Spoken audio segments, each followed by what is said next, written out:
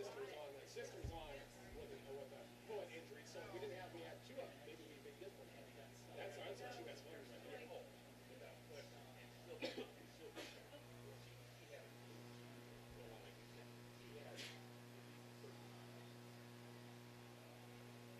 Right.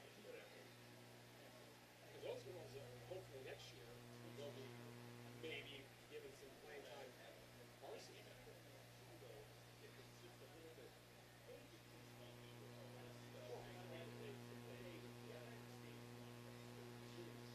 I'm good, Fred. I'm good. Thank you.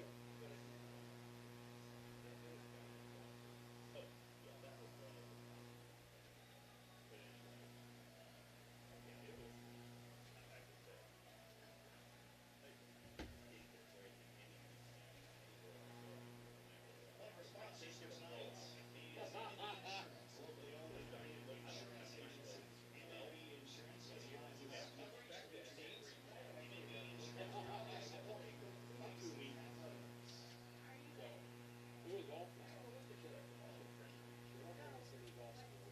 Scott's what, 331 today. What is that? Lex. Yeah. 331. Medalist is 69. 69, 69. But then I can't hear anything. Shanowski. Shanowski. Dwyer, sub 100. First time I think we've been below 100 this year. They were out the other night. We played on Wednesday. Senior parents are selling you Canton concessions tonight. She got, I think, 6 now. The stadium. 6, I think, yeah. Yeah, because at least we have 2 of them on 3 different bowls. Right. Walking tacos, nachos, pulled pork, and also beans. And ice cream sandwiches can be cool as well. And the support that they received tonight. Hello, Delaney. How are you? The senior celebration. Good. You in fixed video right now? Okay, you should be able to hear me on the cue, can't you? Here, very good, very good. All right. So during the game, it's going to go all of our streaming stuff we're doing this year. When we take, I'll say like back in 1 minute, back in 30, back in a minute, back in 2 minutes, like normally Mark does, and I'll do it too. So also, the hotkeys on the store, what hotkeys are? There's the bumps. There's a page. I don't remember which one, but it has all the commercials, the nice commercials in there. If you want to just play them off that, and then the bumps are at the bottom. There's bumps at the bottom if you want to use that one. If you want to type them in, all power to you. That's fine. But I'm going to keep that volume on down. Most of the time, you won't be able to hear me. So if you need to get a hold of me, give me a call or text me or something like that, because I have to turn down, because we're streaming on our YouTube channel. So during breaks, I turn the volume down. I turn the volume down so you won't be able to hear any of the Kyle and I are off at all. As soon as I hear the bump and come back, I'll pot us up really interesting. Also, could you go in the lecture room and hit the recorder for me? I have it all set up to record the game. And just nobody's open, just hit record and kicks shit. The pregame should be going on. Just go ahead and hit her now when you have time. And I think we'll be listening here, and we'll take after that last commercial. I'm not for sure after the final. There's 5 pregame cuts. It should be a pregame cut 3 right now. Is that right? 4 is coming up soon. So we got 4 and 5. I've got a couple commercials after 5, and after that last commercial, hit bump and come to us. All right. We're on the Marty. Yes, Marty. Yep. It's okay. I'd go ahead. You can hear me now. I would go ahead and pot us up. You can pot that thing. Make sure the light with the bottom is on the morning. Pot us up to 0. Pot us up to 0. I'll go ahead and do it now because they can't hear anything because I got the master volume down.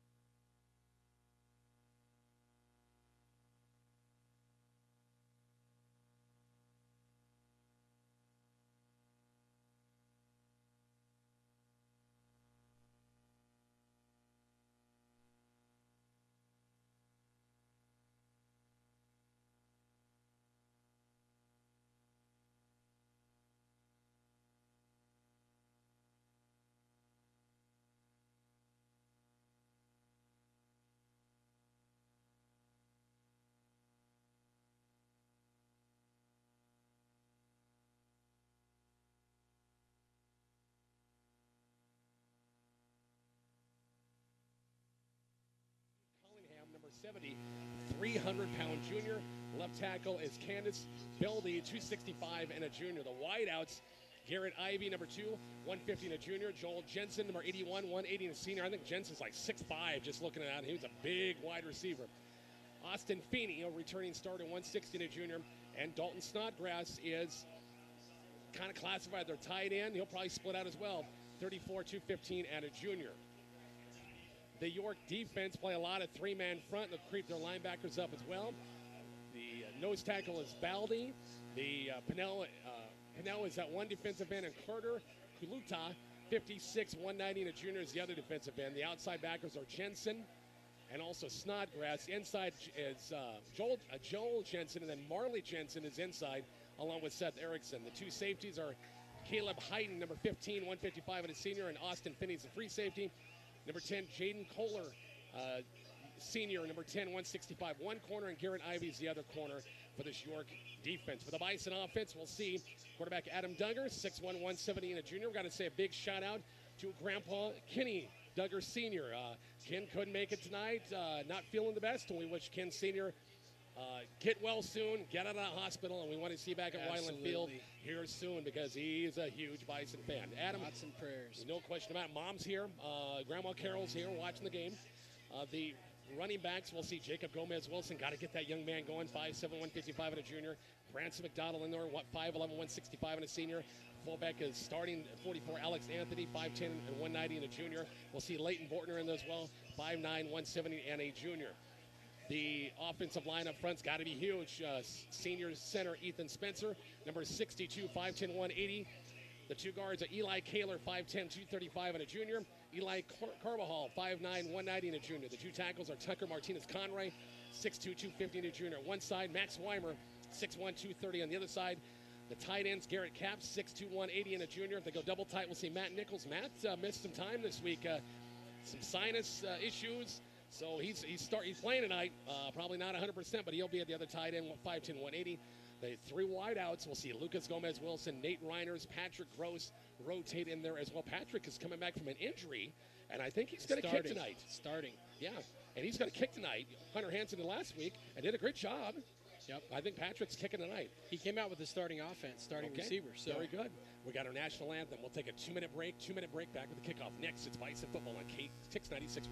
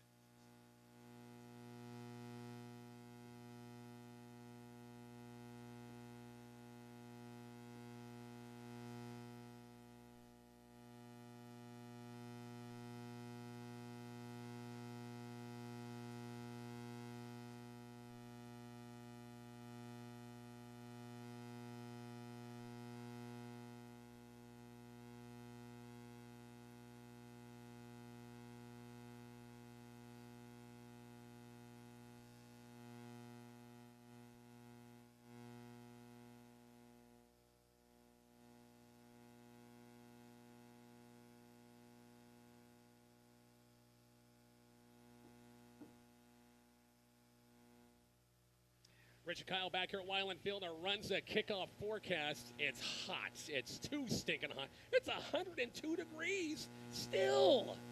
It's stupid. It's stupid. It's 102 in September. It's just dumb. How do you really feel, Rich? How do you feel? I am so sick of summer. I am so tired of summer. I want fall to get. Boy, the mornings have been gorgeous, but I'm ready for 70-degree temperatures. Someday it's going to happen, but not tonight. So, stopping at Runza. We stopped in tonight. Got the wife. She loves the wraps, the ranch wraps. Love that. I love the mushroom Swiss burger. Oh, my gosh, those things are good. Check it out at Runza, North Highway 83 in McCook. Again, McCook will get the football first as York won the coin toss and deferred. Second half. Bison defense, I didn't get to them. We'll get to them here real fast. The two defensive ends, Tegan Rice and also Ethan Spencer. Max Weimer, Eli Kaler inside the down tackles. The inside backers are Alex Anthony. We'll see Branson McDonald outside with Garrett Capps, Leighton Bortner. Canyon Hosick rotates in there as well. The corners, Cole Thomas and Nate Renner are two pregame guests. So those two guys were our pregame guests. And Nate's got the club hand.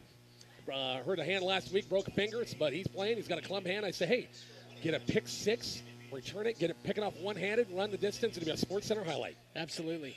I heard him say he's going to use that as his college sales pitch. There you go. If I could do it with one, imagine what I could do with two. Yep, Cole on one side, Renner on the other.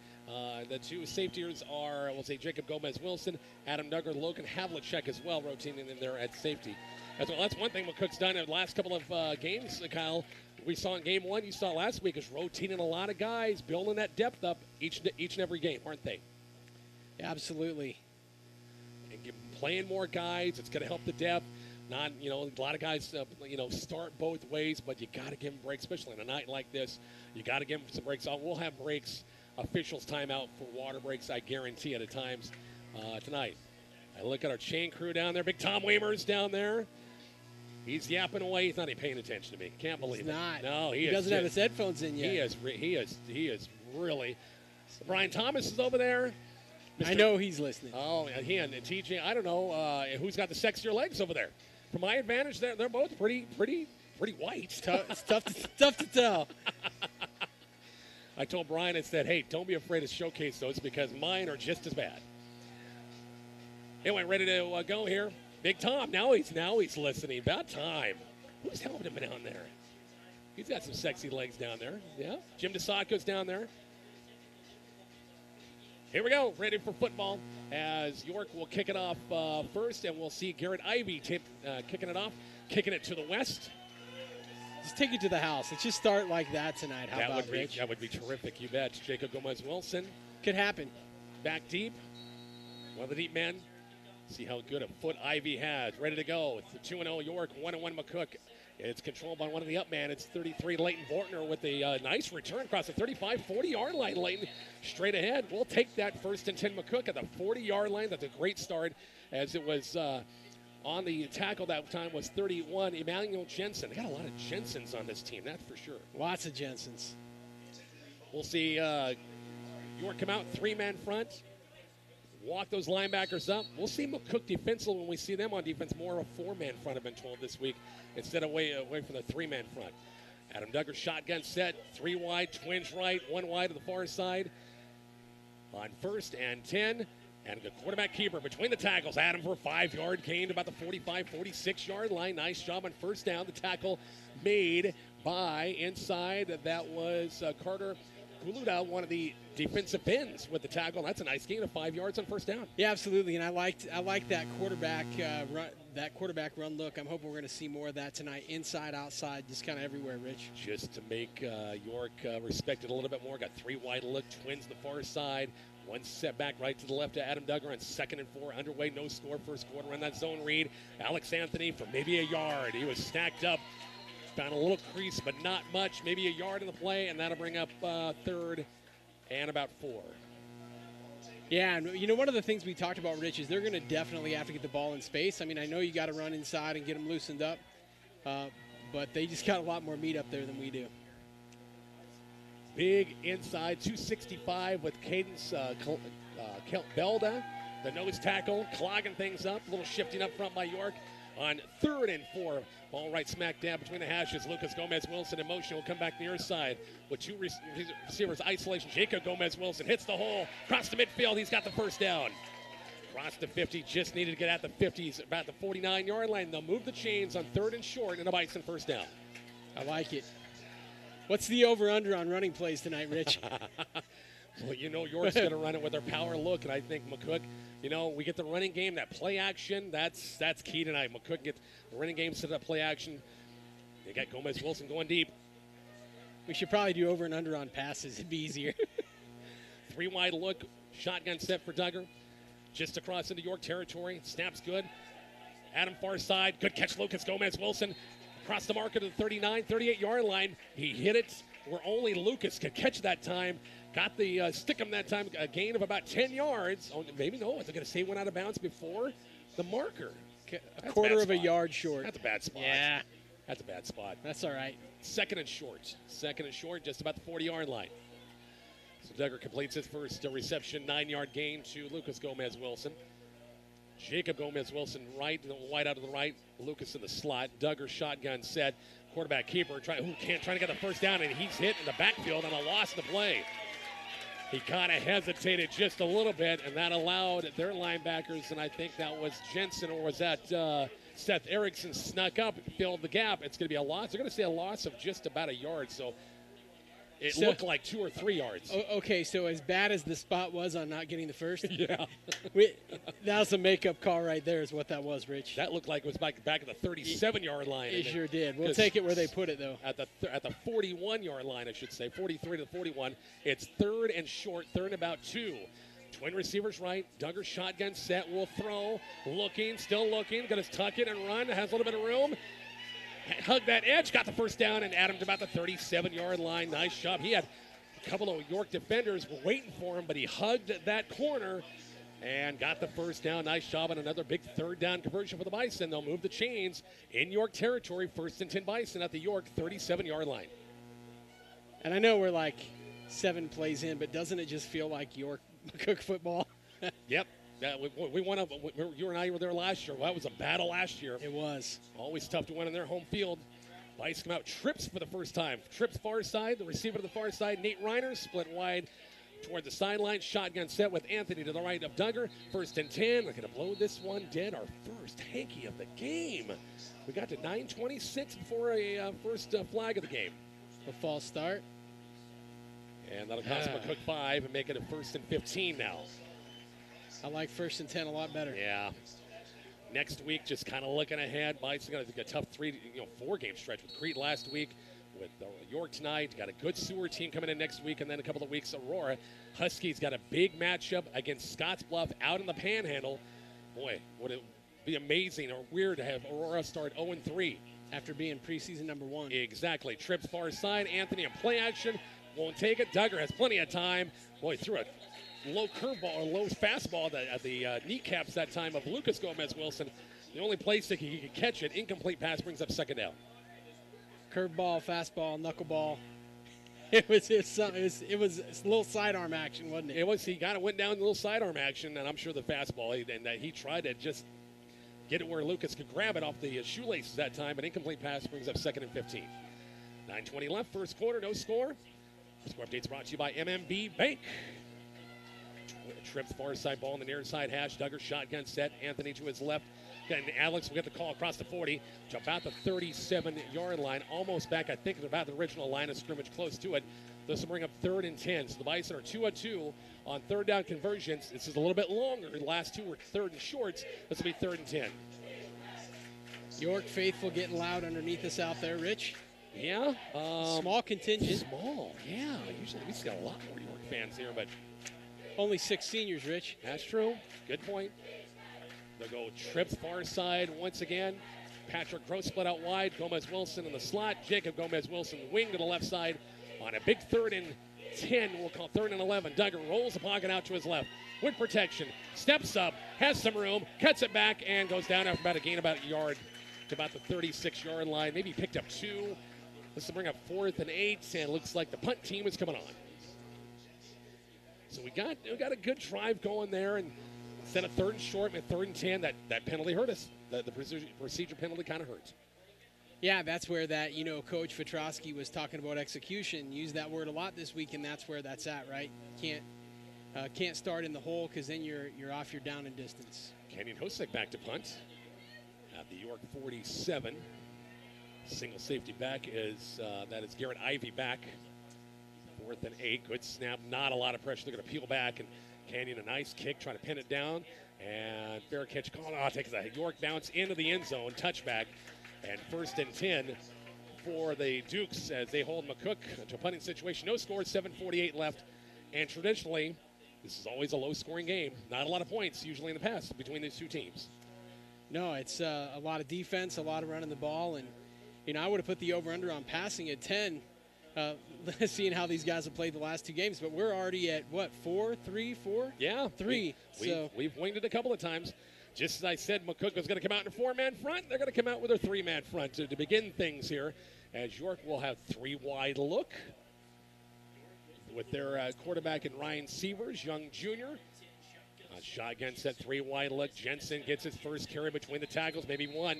That's about it. Nice job inside for McCook. And then it was Tegan Rice, one of the defensive ends, got him after a gain of maybe 1, maybe 2 on the play, brings up 2nd and 8. Yeah, Tegan had a big game last week, Rich. I think 11 total tackles between his solo and assisted tackles, and starting off strong tonight. He looks good at defensive end. Got Rice at one defensive end, on the opposite. Got Kaler in there as well. They got Eli actually playing kind of a defensive end, and then Max Weimer playing the nose right now. 3 wide look, twins right, 1 receiver to the left side. Same setup as the first down. 2nd and 8 for the Dukes in their first possession. No score. Play action. Sievers got an opener. That's Snodgrass out in the flat.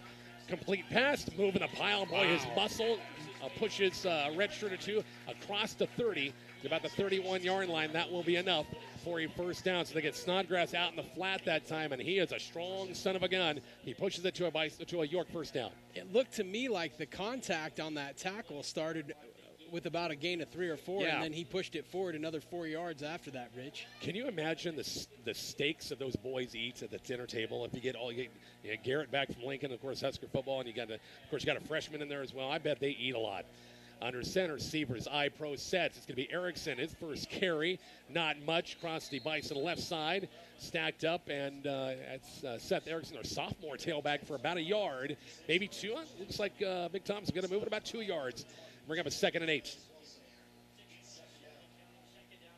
Speaking of York, Bison boys tennis team, which we'll talk more at halftime, had a very, very good day at York today, didn't they? Very good day. 20-0.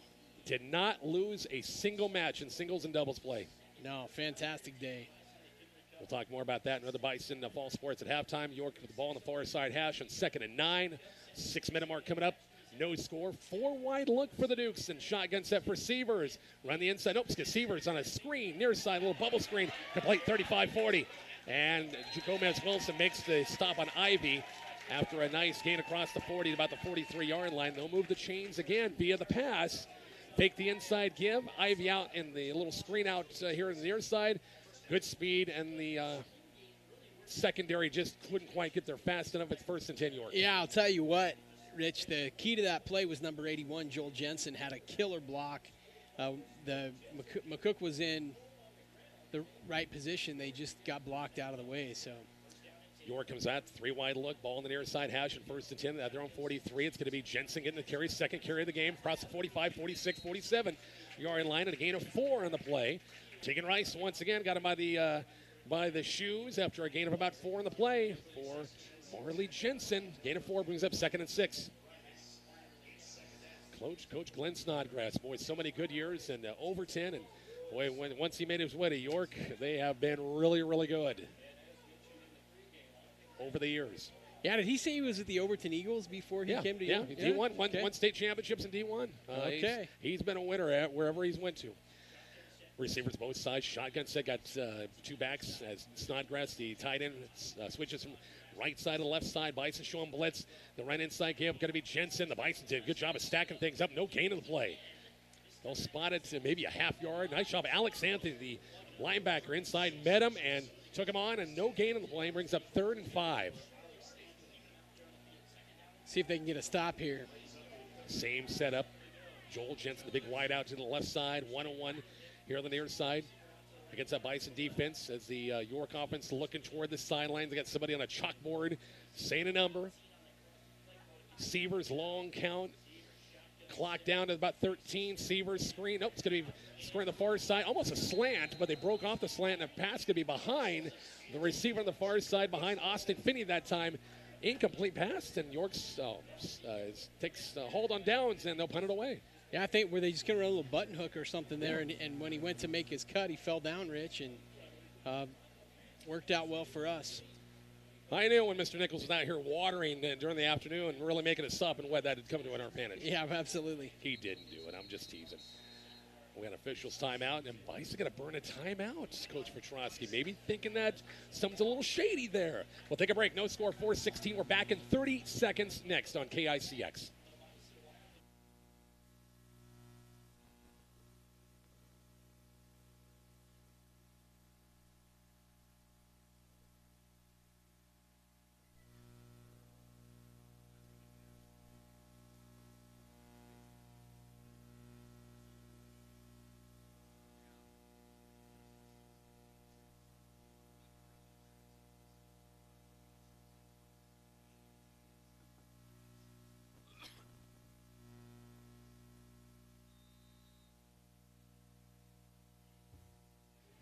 Bison burn their first time out, Kyle. Maybe Coach Petrosky thinking, hey, 4th and short. They're right at midfield. Wanted to talk about it. Maybe felt a little bit nervous. Yeah, just make sure everybody's where they're supposed to be. Doesn't hurt, right? Joel Jensen back to his kick. It's on his own 31-yard line. And kick end over end. It's returnable. It's Duggar backpedaling about the 15. Trying to get some blockers. And to about the 20-yard line. Did what he could. 21-yard line, and McCook will start their second series of downs. 1st and 10 of the 20, their own 21 at the 4-minute mark here. First quarter, no score. And I'm a little curious, Rich. I don't know. Last week Lucas Gomez-Wilson had some back spasms, had some troubles in that way, and we haven't seen him in the return game at all. I'm a little interested what that's all about because he's been dynamic 2 games in a row in the return game. Maybe just being a little cautious. Don't want to overload him with offense and defense, and he's 102 degrees. Yeah, exactly right. Just don't want to overdo it. Lights come out 3 wide look. They've been commenced this formation shotgun set with Alex Anthony to the left on 1st and 10. Duggar, screen pass far side. A nice job by Gomez-Wilson. Picks off his shoelaces. 25-30. Lucas, so far first down or close to it. Far side about the 32. He's close to that marker. Again, a low throw, but boy, he reached down on the shoelaces. Went upfield, picked up about 10 yards. Actually 9.5. It'll be 2nd and short. Yeah, they just can't give him that full 10. Far side. No, they did give him the first down. Okay. Did they? Nice. They did give him the first down. Okay. Thought they were going to keep it 2nd and short. That's okay. No score in Bison second. First series got some yards in the York territory. Had to punt it away. York, not much in their first series. Had to punt it away. Bison go back. High pro set. Fullback Anthony Gomez-Wilson. Lucas Gomez-Wilson in motion to the far side. It's be a little draw. Jacob has it 35-40. 45 midfield. 45-40. 35 and out of bounds at about the 28-yard line. A little delayed that time. We saw that in game 1 against Hastings and went left side and almost got it stripped out of his hands. Yeah. And he got it, and he went for a long ways. I'm confident that ball was out of his hands for a second, and then he snapped it out of the air. Hey, Snodgrass has got some speed for a big guy. Did you see him run him down? He ran him down. Wow, yeah. Yeah, he ran him down. But a big play, Jacob Gomez-Wilson, a little draw, delayed that time in York territory again at the Dukes 31 and 1st and 10. 3 wide look again. Got Cole Thomas in the slot here, right side in front of us. It's going to be Jacob Gomez-Wilson again. A little pistol look that time, straight ahead. Maybe a gain of 2 yards at best, just across the 30. Gain of 2 and brings up 2nd and 8. What was that last run before this, Rich? You had to ask me. 5-10, or it was 5, 10, 15, 20, 25, 30. 35, 40 yards. 40 yards. 40 yards. Jacob, he kind of shut him down last week, didn't they? Yeah, 60. I see 64 yards rushing or something like that. After he run roughshot over the Hastings and defense. he had a 46-yard run in that. So I mean, in the other 9 carries, I mean, he just didn't get a lot. 3 wide look. Gomez-Wilson in motion. Trips now right side. Duggar will roll the pocket on 2nd and short. Adam still looking. He's going to tuck in and run. Hey, hug the edge a little bit. Straight ahead. Got a few extra yards. They'll mark it. Didn't get much. They'll mark it about the 26-yard line. It's a gain of about 2 on the play. It's to bring up 3rd and long. That time York defensively, nice job at the secondary. Shut down everything that time, and Adam had to tuck it and run. Let's bring up 3rd and 6, we'll call it. 3rd and about 6, counting down to 2 minutes left. First quarter here from Wyland Field. KICX 96.1, highplainsradio.net, the KICX app, and our KICX 96.1 YouTube channel. You can chat with Kyle if you like on a YouTube channel. Say hi and see where tell us where you're listening at tonight. Tell us about your experience. Ice come out 4 wide look and run a little jet sweep with Jacob Gomez-Wilson trying to get the edge. 25, 20, 15, 10, 5.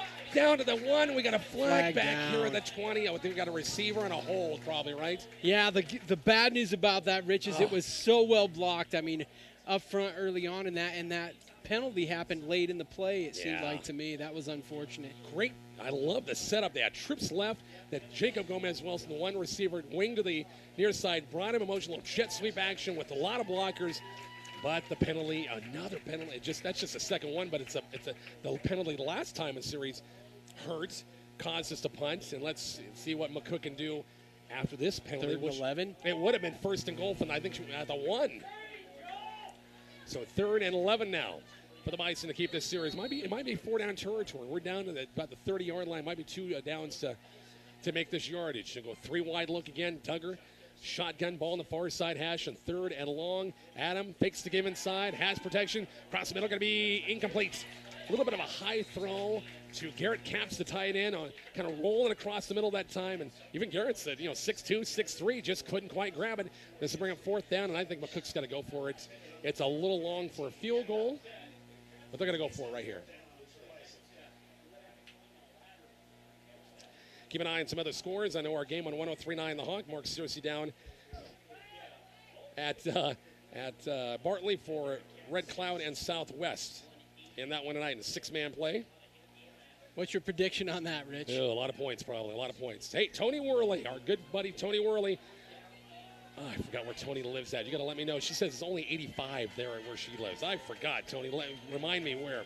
Big 4th down, McCook right here. Trips right. 4th down. Duggar will pass on 4th down to keep the drive going. Scrambling, still scrambling. Going to be in and out of the hands. Oh, he had a receiver. Nate Reiners that time and just couldn't quite grab it, couldn't corral it. Would have been a 1st down, I think. Yeah, I think you're right. Dang it. So the Bison turn the ball over in downs. Again, they got some yardage, got some nice plays. The penalty on the long run by Gomez-Wilson hurts, knocked him backwards, and then they couldn't convert on 3rd and 4th downs. So the Dukes take over 1st and 10 at the 31-yard line, their own 31-yard line. Olathe, Kansas, that's where the Whirly's at. That 85. Isn't Olathe should be like 110 down there right now? Of course, they get rain all the time. Much more than we do.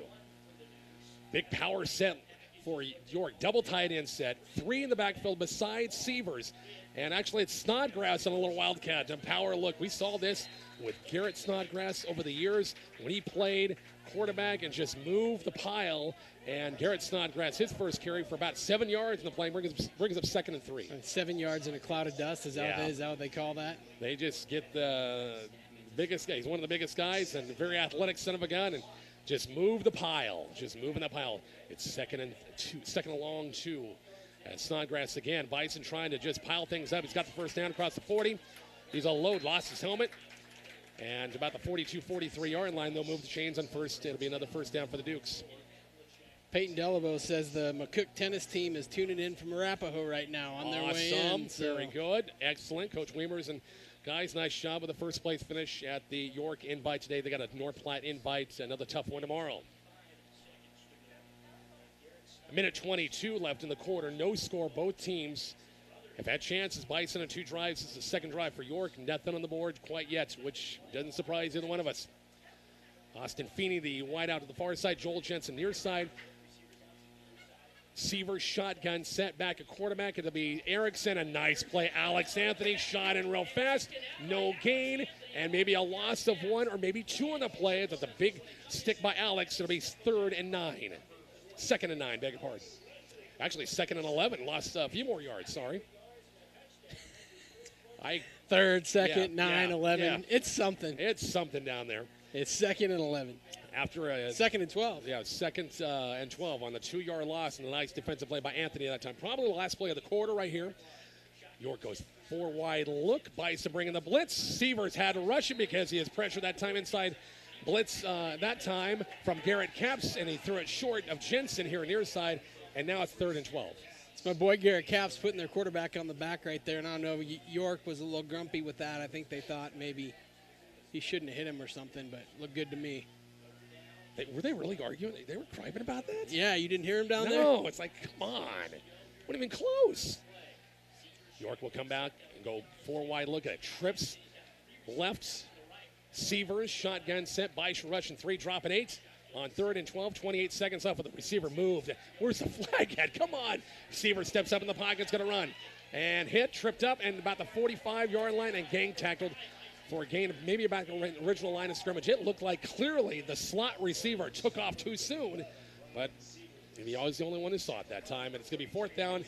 That is going to wrap it up for the first quarter, down to 7 seconds left. No score. York and McCook are back to Weiland Field in 1 minute. 1 minute on KICX 96.1.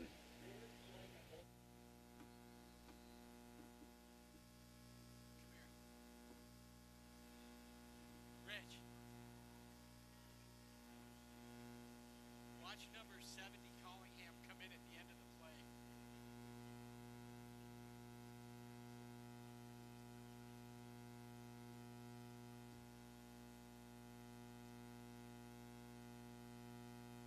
See if the slot receiver moves.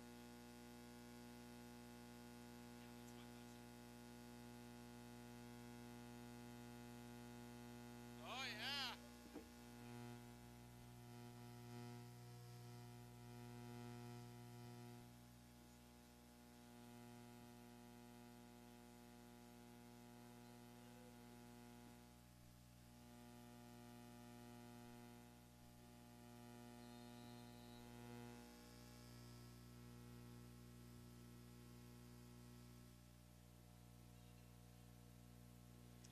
Rich and Kyle back here at Weiland Field. We were right. I was right. We watched the replay up here in the booth, and that receiver took off too soon. How about that technology? We watched the replay in the booth, Yeah, Rich. my eyes are getting bad. I know, but I know I saw what I saw. Jensen back to kick at his own 30. End over end kick. It's returnable. Jacob Gomez-Wilson has some room. Backpedaling. Has some steps up 25, 30, and about the 35-yard line. Gain of 15 on the play. Nice job. It's 1st and 10 McCook, their 3rd series of the first half. First one, second quarter. We got to say big hello, Cade Beebe. Cade had meniscus surgery on his knee today, and he is recuperating, and is going to be back for wrestling season. Is that the hopefully, Mom, maybe, possibly? Well, we're praying for you, Cade. Get better, buddy. After 1 quarter played, Red Cloud has a 14-0 lead at Southwest. That game went 103-9 the Hawk. Bison I-Pro set. Duggar under center. Lost it. Went between his legs. And luckily, Adam got the ball right back. It's going to be a loss of about 3 yards on the snap. He was under center that time. I don't know if he took off too soon or what happened. It's going to be a loss. Brings up 2nd and about 12. Just a mirror image of York's last series. You know, as far as yardage, that first quarter, Kyle, McCook had more yardage. And we went up and down the field against the U.S. York defense, but we just stalled out a couple of times. I was taking stats through the first 2 possessions, but I lost track already. Lucas Gomez-Wilson in motion, comes back the other side. Isolation, Jacob Gomez-Wilson hits that. Oh, no, it's going to be Branson McDonald for the first time. And the senior's about the 35-yard line. Got a good chunk, not bad, about 4 yards. And bring up 3rd and 9. Been really happy with the way he's been running the ball this year. Rich just hitting the hole hard and running hard. Play being brought in. Jacob Gomez-Wilson coming back in. McDonald and also Anthony will exit. And a few more receivers will come in as well. I see Patrick Gross coming in. Also Nate Reiner is coming in as well. It's 3rd and about 9 for the Bison. Keep their series going. No score. 10:31 left, second quarter from Weiland Field. Here on KICX, Bison come out 3 wide look. Jacob Gomez-Wilson's. And we have McCook movement. I don't think everybody was set that time. I think. Wish I was wrong, but I think it's going to be a 5-yard penalty and make this 3rd and 15. And Lucas was in the backfield, and Jacob was out as a receiver, whatever was up with that. Which was just turning things around with those guys. I don't know if that was the jet sweep action again. We saw that in the first quarter, and they looked like it's the same thing there. Bison going to burn their second timeout. We're back to Weiland Field coming up in 30 seconds next on KICX.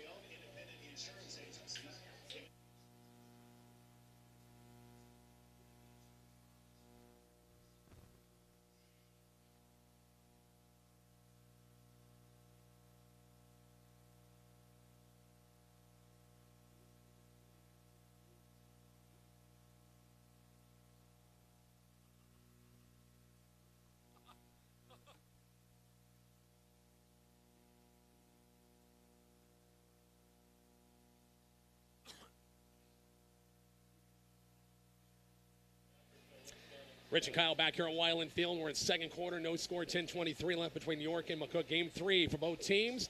Bison trying to bounce back after a tough loss against Crete last week on the road. York trying to keep it going. They're undefeated in 2 games so far. No score early. Bison with a big 3rd and 9 right here.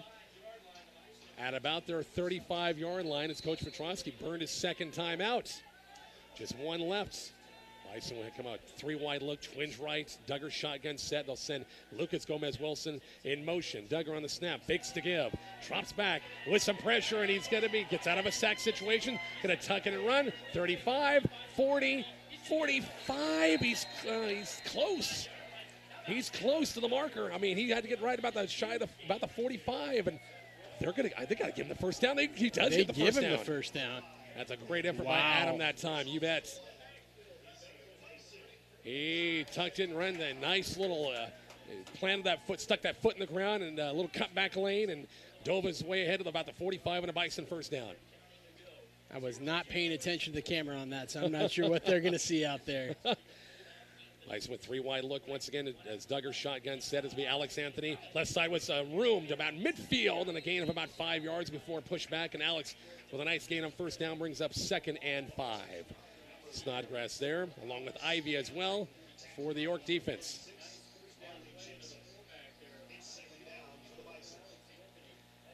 Thanks to all of our great sponsors helping us out our coverage of Bison football once again tonight.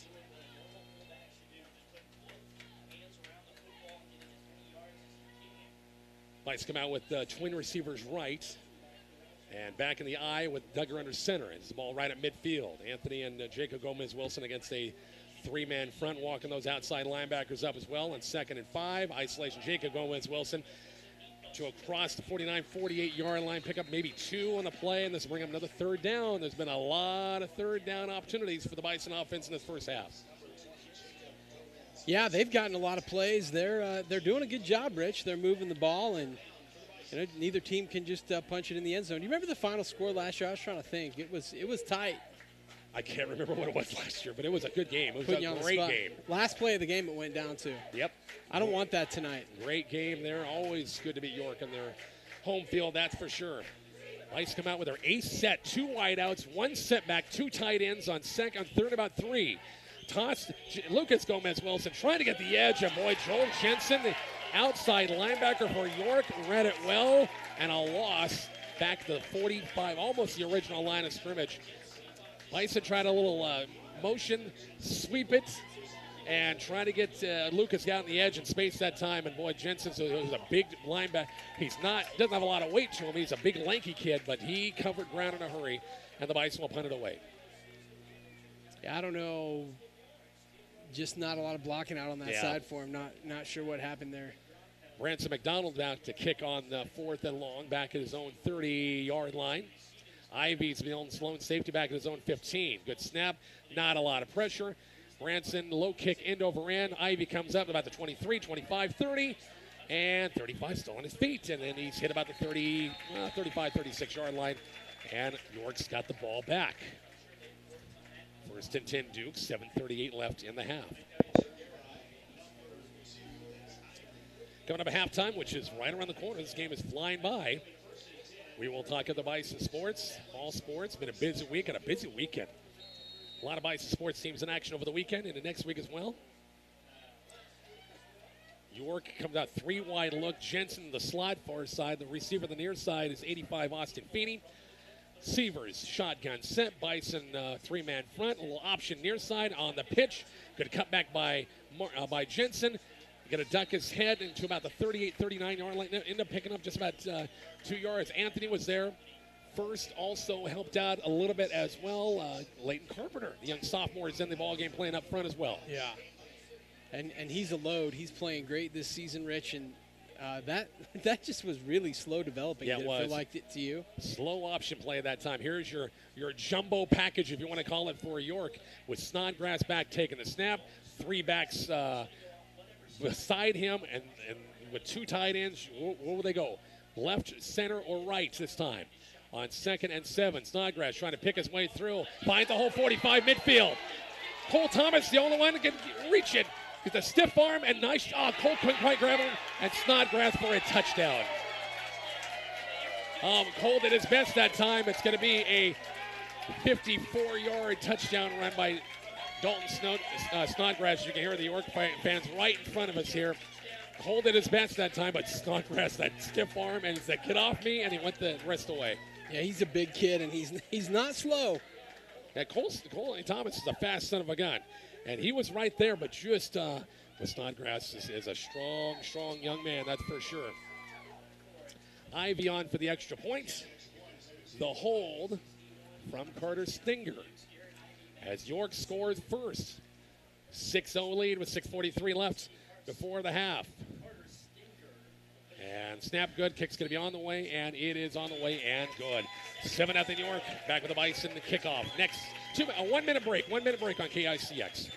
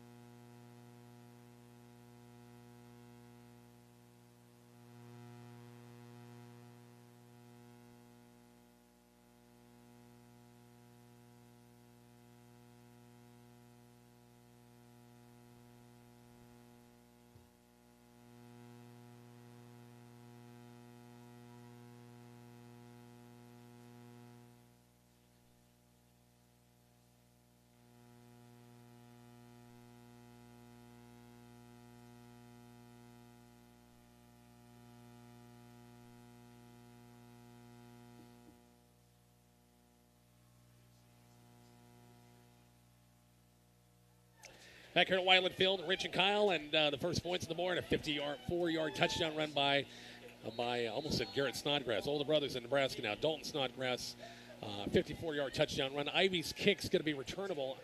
Cole has it about the 15. Going to go cross field, cuts it back in 20, and about the 22-yard line. Try to cut it back in final lane. And nice job by the York return team as well, clogging lanes. The Bison have it first and 10. One timeout. 6:37 left, second quarter, Kyle. Yeah, man. Snodgrass is a big boy, 215 pounds, and once he was past that first line, it was obvious that it was probably going to be trouble for us, you know. See what we come out and try to get done here, Rich. Got to get things going here. It's Adam Duggar back and running the offense. They'll go four wide look, twins both sides. As Alex Anthony, shotgun to the right. On first and 10, Alex inside. Alex trying to hit that hole hard to about the 24. Maybe picked up a yard. That's about it. Boy, they got some beef up front. Number 70, Jude Collingham, a returning 300 pounds. 300-pound junior. As, boy, he's a load up there for York. It's a gain of 1.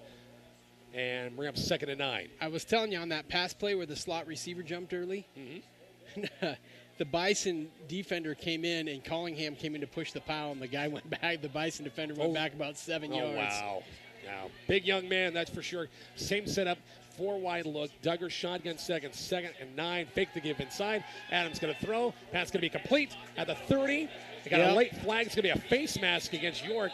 Gomez Wilson for about 5 yards on the play, and they'll add extra yard. It should be a Bison first down right here. Yeah, the problem is I'm not sure that he's not a little shaken up. He really head whipped him when he caught the ball. So after the penalty, and this will be a 15-yarder, which will help the Bison cause here. That'll move the football all the way up to the 46-yard line. That's big for McCook, approaching midfield. You got 5:48 left. Run the clock here shortly. First half, second quarter here from Wyland Field. 7-0 York. Dukes with their score in the last possession on a 54-yard touchdown run by Dalton Snodgrass. 3 wide look, twins left. Duggar shotgun set, ball on the far side hash. Duggar got to keep himself, has some room, midfield. 45, and Adam to about the 43-yard line.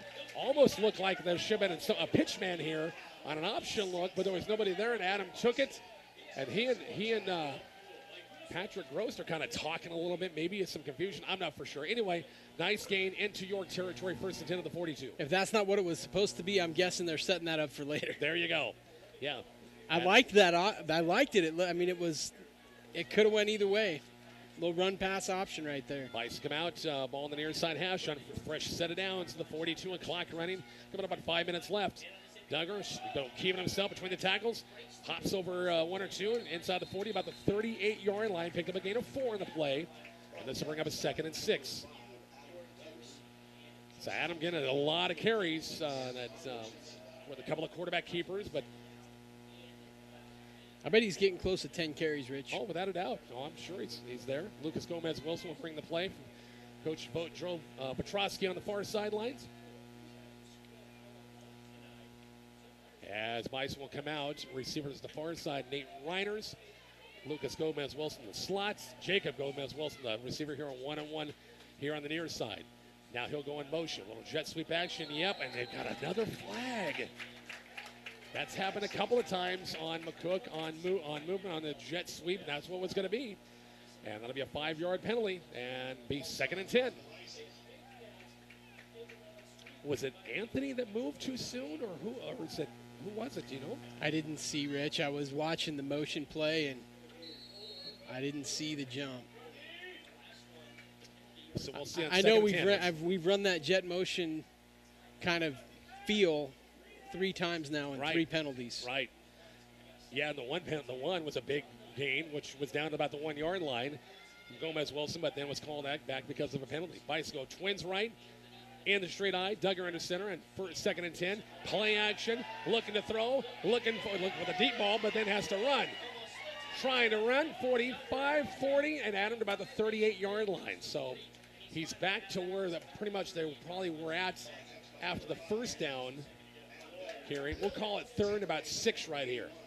Could have been a sack back in midfield, and that would have been disastrous. It would have been 3rd and 15 to go. Instead, we'll take a 3rd and about 7 right here. 3rd and 7 to keep the drive going, and this is not an area probably of 4-down territory. 3:40 left before the half. Bison trails 7-0. Score updates brought to you by MMB Bank. What would we have to get here for it to be 4-down territory, Rich? I think we get close into 35, maybe, possibly. Trips left from McCook. Ball on the far side hash. Duggar. Shot on the wing. Jacob Gomez-Wilson took off too soon. You know what? They should let that go, because going back to York in the one play where their receiver took off soon, they didn't get called. He just went, though. Yeah. Yeah, Jacob went and then tried to stop himself. Yep. It's pretty obvious. Yeah, it was. Unfortunately. So now you go to 3rd and 11 now instead of 3rd and 6. Back at about the 43-yard line. And the clock is winding. It's plenty of time. I mean, Bison, again, had just 1 timeout left. Hot night here in McCook. Once again, temperatures at game time right about 100 degrees. York folks in front of us trying to make some noise. Not going to get it off, Rich. And the play clock went down to 0 and didn't want to burn another timeout. Oh, they did get the timeout. The final timeout taken up by McCook. Boy, he couldn't afford a 5-yard penalty. We're back in 30 seconds to Wyland Field next on KICX 96.1.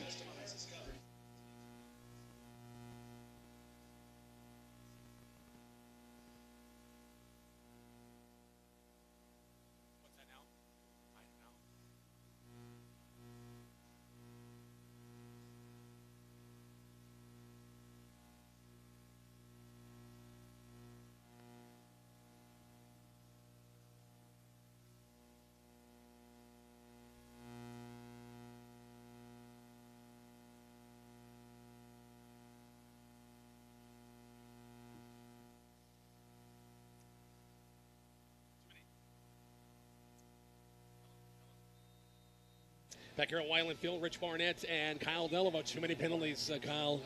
Penalties have killed us on some of these drives here in the first half. Yeah, and I asked you when we went to break, Rich, how do you come off the penalty and then almost get a delay a game like that?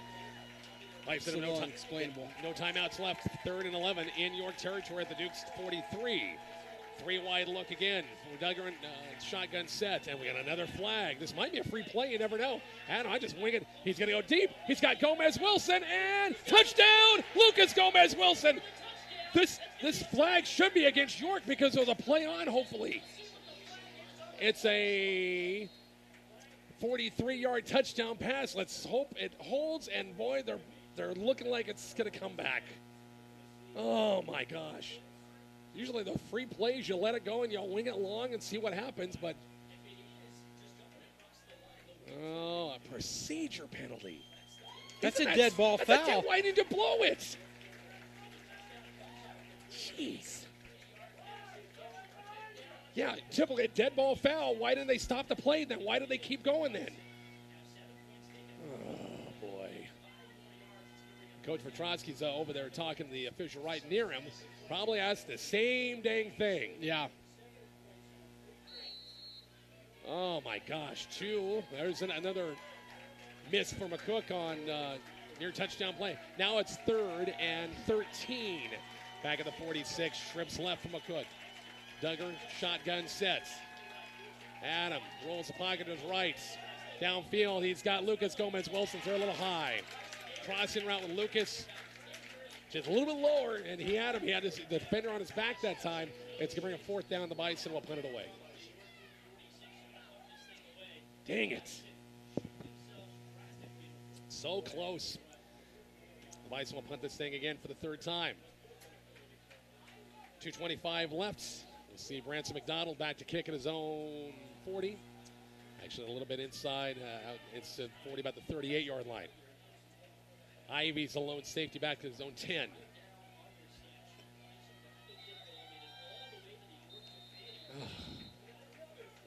A time in New York call a timeout? They had to because McCook's. We didn't call it. We got a penalty. Was a delay? Oh, it's a delay. Okay, so marching back to the Bison 49-yard line. I have us at either 6 or 7 penalties for going for the better part of 50 yards, Rich. Not good. That's just one half. McDonald back to kick at his own 34-yard line. Low snap, picks it up. No problem, no pressure. End over and kick. It's a nice kick. Ivy will let it bounce inside the 15, about the 12-yard line. It's a pretty good kick. Bison will go on defense. York will have it 1st and 10 at their own 11-yard line. And York will get the ball in the beginning of the second half, too. So McCook defensively, no big plays right here. Keep it at 7-0 going into halftime. Cannot afford any big plays. Just keep everything in front of you, right? I mean, not prevent, but.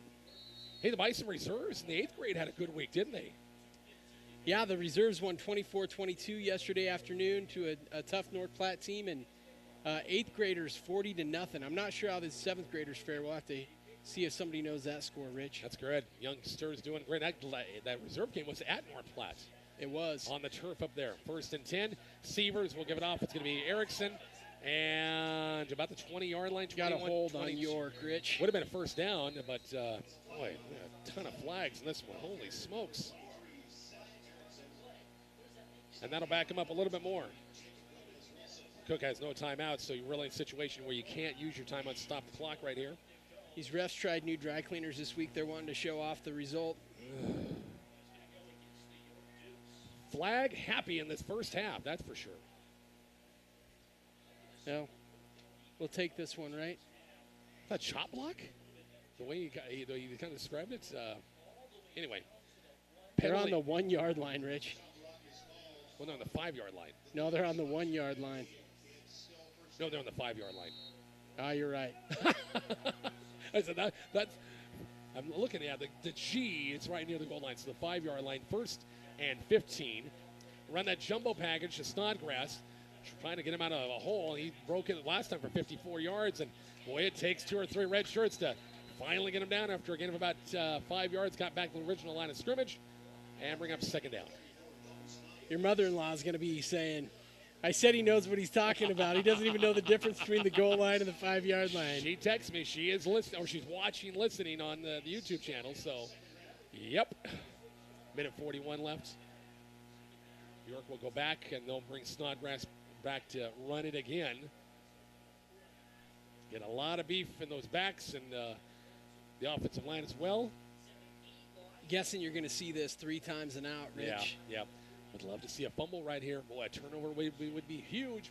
Bison have 11 red shirts in the box. It's not grass, nowhere to go. And no gain in the play at all. Brings up third down with 1:10 left. Call it time. Wait. We don't have a timeout. I was joking. Oh, okay. Now, wait a minute, Kyle. We just said we don't have any timeouts left. Had to burn them. Now we're under a minute left. So, basically, they're going to run it down. And this, even we shut them out here, we can't even force the punt, really, because of the play clock. Difference in the play clock is... Yeah. If they're smart, they just down it here. Not even risk the carry. They're going to call timeout here when the play clock down about 1. Yeah, you're right. Burn a timeout so they don't have any penalty yardage. So 30 seconds left. We'll take a quick 30-second break. Back to Weiland Field next. It's Bison football on KICX 96.1.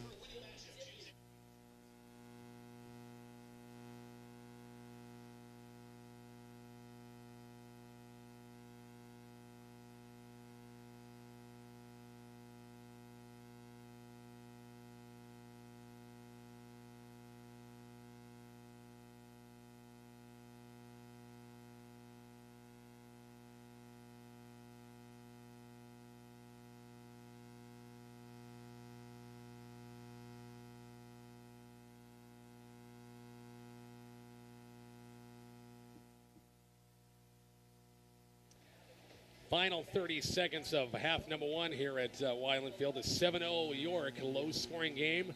Kind of thought it'd be like this. Bison had some chances earlier drives, got into York territory. Not really close. That actually did with a Gomez-Wilson nice run on a jet sweep. Got down to the 1-yard line, but a penalty knocked it backwards. And just recently, the Bison had the ball last on what we thought was a free play. On a 43-yard touchdown pass from Duggar to Lucas Gomez-Wilson, but a procedure was called when it should have been blown dead. Should have been blown dead. Yep. It's probably the last play of the half right here. As I think that was Erickson with the call. He's going to go nowhere. They're back at about the 5-yard line. They're going to just let this run out, and that will be your first half. So York will come out and have the ball first. They deferred, and McCook got the ball first to begin the game. So Bison got some adjustment. It's only 7-0. It's a one-score game, so you're right in the thick of things. Not like a 2- or 3-score game. So McCook, hey, they're right there. It's 7-0. Let's take a 3-minute break. 3-minute break, and back with highlights in the first half. Kyle and I, after a 3-minute break, it's Bison football on KICX 96.1.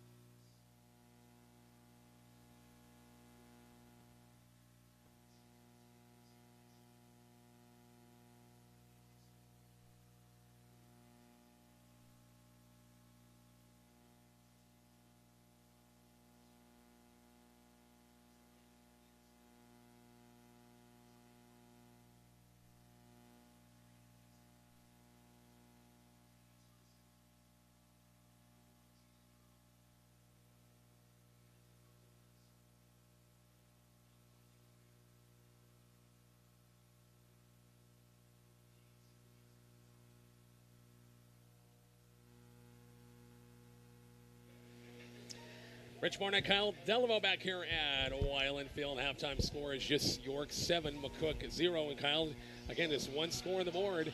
That's it. Dalton Snodgrass, 54-yard touchdown run.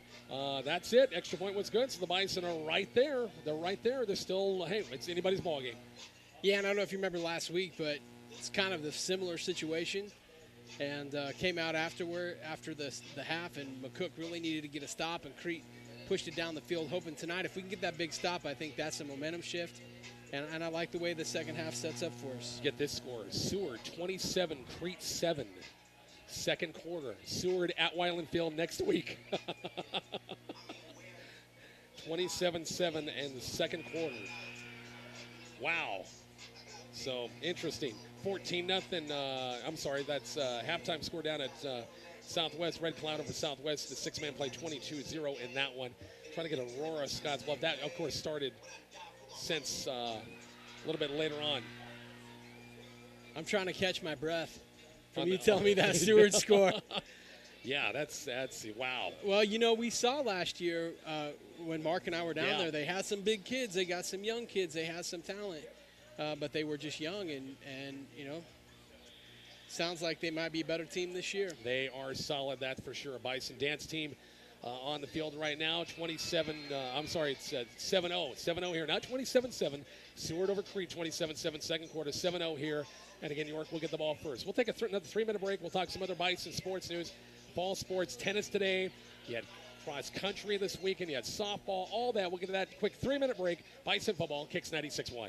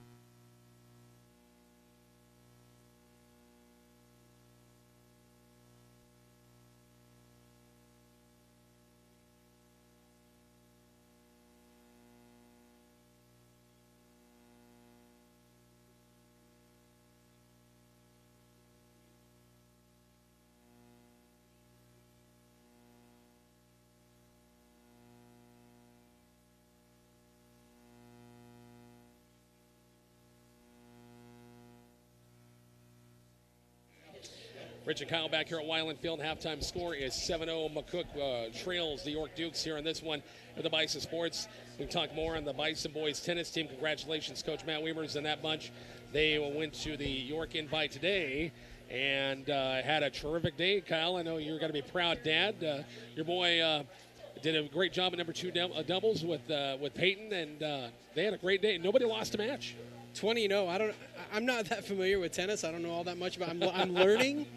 But I'm guessing that 20-0 at an invite's a pretty big deal, and so, yeah, everybody won today. Didn't lose any matches, and we won the whole invite. So that's pretty exciting stuff, Rich. McCook with 30 points, Waverly at 22, York 17, Holdridge 10, Beatrice 6, and Elkhorn 5.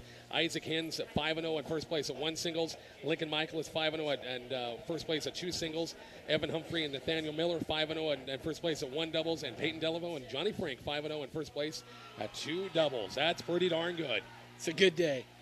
They'll be at the North Platte Invite coming up once again tomorrow. Also, Lady Bison golfers were at the Lexington Invite today. Boy, Scotts Bluff girls shoot a .331 team score on that course. They won it by 8 strokes over runner-up North Platte. The medalist on the day, pretty good golfer, one of the state's best, Evelyn Shanowski, shot a 69 on the day. Yikes, she won a playoff over Anna Kelly, who also finished with a 69. Low score for the Lady Bison was Janessa Dwyer, who shot around a 99. So, still better than me. Yeah, lots better than me, that's for sure. And Coach Carol Brown's got a young squad. Lady Bison golfers once again in action today. Lady Bison softball team making their way to Hastings tomorrow. Hastings Classic. McCook with a busy week. They fell to a very good Kearney Catholic team on Tuesday. Came back with a nice 12-2 win over Lexington in the Minute Maids yesterday at the JC Sports Complex. McCook will be playing some good competition. They're in the bracket of Hastings, Adams Central, and Holdridge tomorrow of the Hastings Classic. And that's going to be a tough one again tomorrow. Good luck to Coach Cochran and the bunch there. Lady Bison volleyball team, they had a busy week as well. They dropped a 3-setter at Ogallala on Tuesday. Came back and went 4 against Holdridge on Thursday. Dropped a 4-setter there. And McCook is off for the rest of the weekend. They are getting ready, I know, next weekend for the McCook Invite. I think they got some matches in between before the Invite. But the Parians came out for the McCook Invite, volleyball Invite for a week from tomorrow. McCook will play Valentine in the first round match at 11 o'clock at the senior high. Same side of the bracket as Southwest versus Gering at 11 o'clock in the junior high. Other side of the bracket at 11 o'clock we'll have Alliance and Oberlin. And then that'll be at the senior high. And then the junior high game will be Cambridge and Chase County. So that's a good tournament coming up again a week from tomorrow, the high school and the junior high. Bison cross country teams went to Lexington.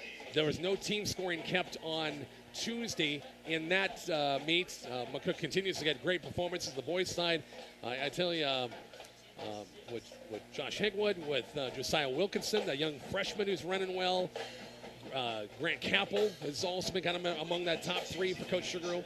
On the girls' side, you had Sammy Rodewald, Sienna Dutton, Grace Capel, kind of that 3 right there. And they're back in action tomorrow at the Broken Bow Invite. And they'll see a chance to see a lot of Southwest Conference teams on Saturday for that one. I think I got all the sports. I don't know what you'd have missed. Tennis, golf, softball, cross country. Yeah, I think I got all of them. Rodeo. That's McCook Community College rodeos in action up in Wisconsin. I have not got results on that yet. Sorry to say. Wisconsin. That's a trip for a weekend. Yeah, for a two-day meet. They go all the way to Wisconsin for their first rodeo trip, that's for sure.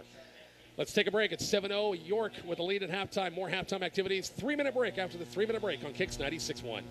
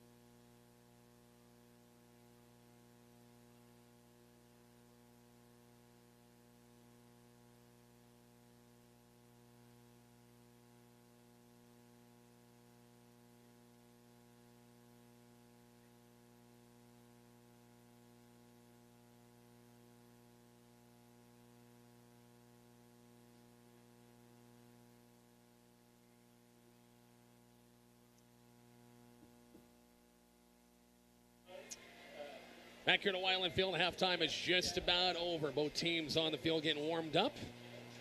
Surprisingly, Kyle Delavaux, should I say this or not? I haven't seen any player cramping tonight yet. I had the same thought, but I was nervous to say anything out loud. I would not. I'm not wishing anybody would do it, but usually in this situation, a hot condition, stuff like that, you're seeing a lot of kids do it. So hopefully during the week, those guys drink water, drink.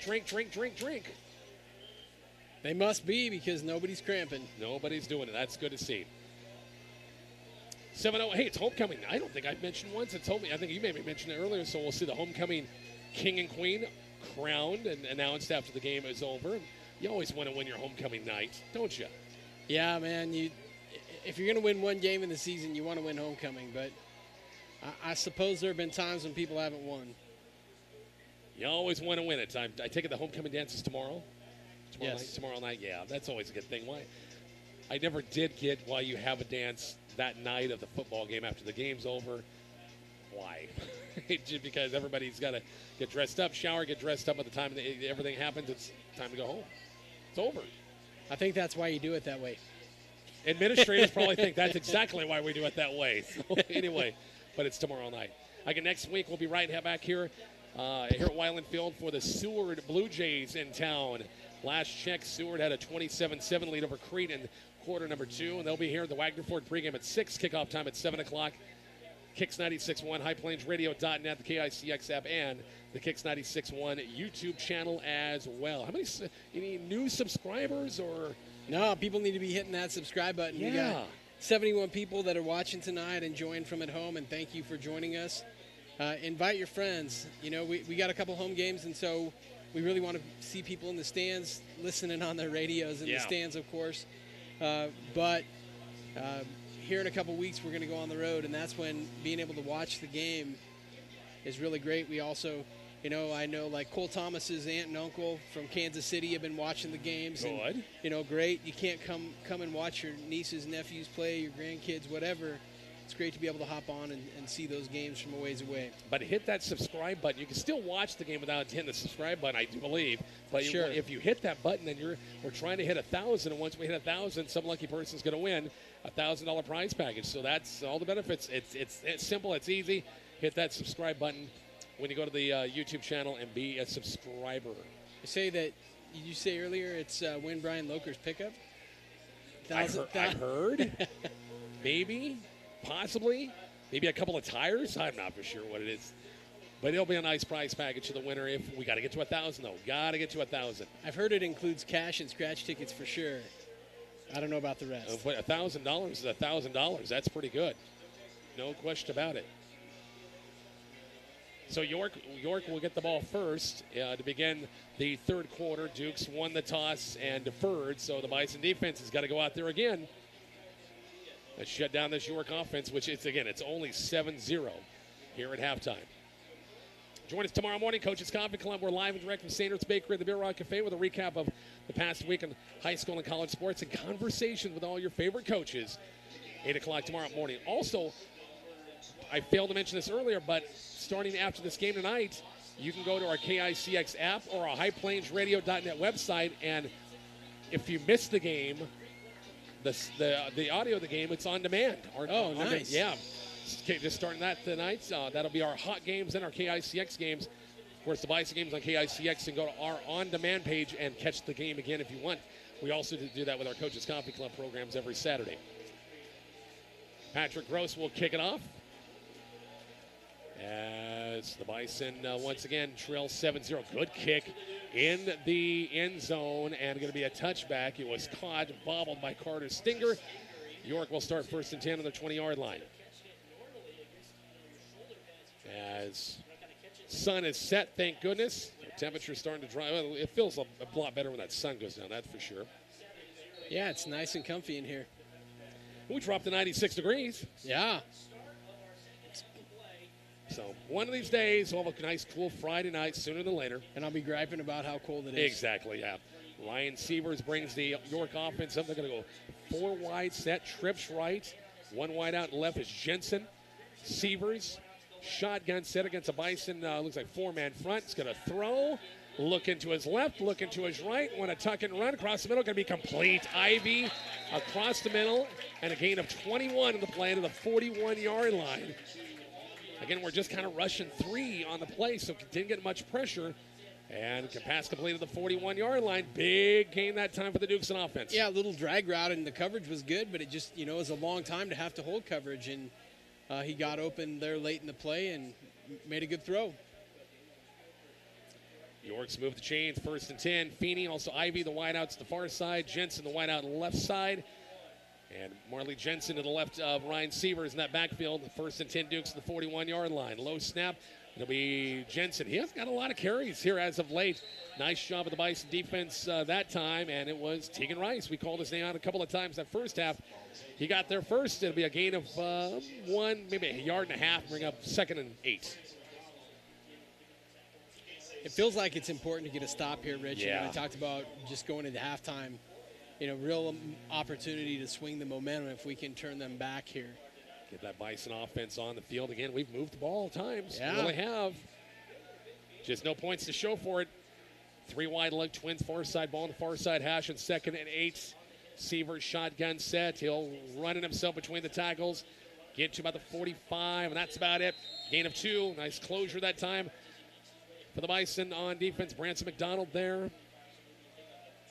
Also on the play was 64, Max Weimer. Nate Renner, I think, was on the tackle as well. It's a gain of just a couple. Brings up big 3rd and 5 for the Bison defense right here. I'm always amazed, Rich. Even when we're undersized, it seems like up front we just do a good job in the trenches. See what York comes out with. There's offensively this big 3rd down. Snodgrass, the tight end, is wing to the right side. Trips far side. 1 set wide out near side. 1 setback to the right of Sievers. Shotgun set. Bison showing blitz. High snap.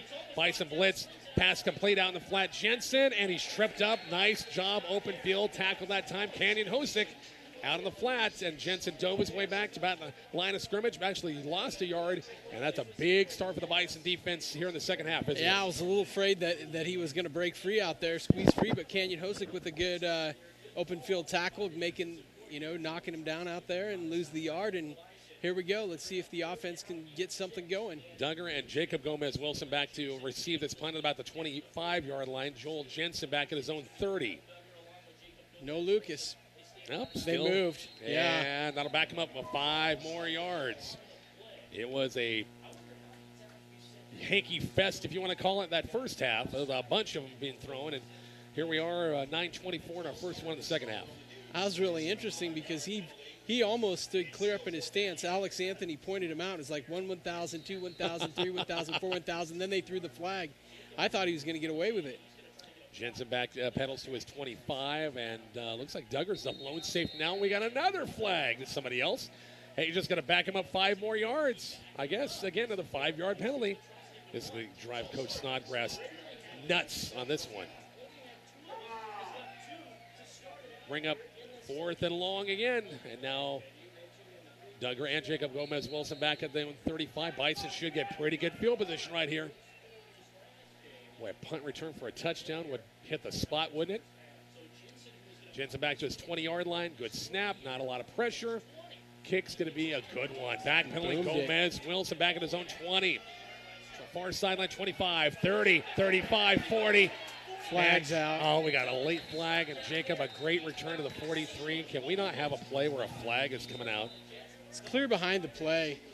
I don't understand it. Starting to sound like Matt Davidson. I don't understand it, Rich. Oh, boy. So that negates a nice return by Jacob Gomez-Wilson. It's going to take it all the way back to the 20-yard line. Yeah, I told you it's clear. It's going to be 10-5. I mean, it was clear behind the play. I don't know if it was some extracurricular going on or, I don't know. It was behind whatever Jacob was doing. Let's just say that. So the Bison sit starting at 40-plus, back in their own 20-yard line, trailing 7-0, 8:50 left, third quarter, first series, third quarter. 3 wide look again. Patrick Rose split out wide. Gomez-Wilson in the slot. Jacob in the slot. And that's Lucas on the far side toward the Bison sideline. Alex Anthony to the left of Adam Duggar, shotgun, set, and fake the screen. Going to run it, tuck it inside between the tackles. Adam for a couple. Yeah, maybe one. Yeah. Close in a hurry. 2nd and 9. 2nd and 9. Going to drive here. It's going to be a long drive. It's going to take some time, but the Bison got to get that tying. Got to tie it before you can win it, right? Exactly right. And I suppose you could go for 2, but Bison come out, toss pitch, going to be Jacob Wilson has a good room, 25-30. Jacob for a first down. A little toss pitch that time going right side. Nice run room, got them blocking out in front. It'll be a Bison first down. Ivy is slow getting up for York. yeah. Very slow getting up. Officials timeout. Let's take a quick break. It's 7-0 York. We're back to Wyland Field coming up. 30-second break next on KICX 96.1.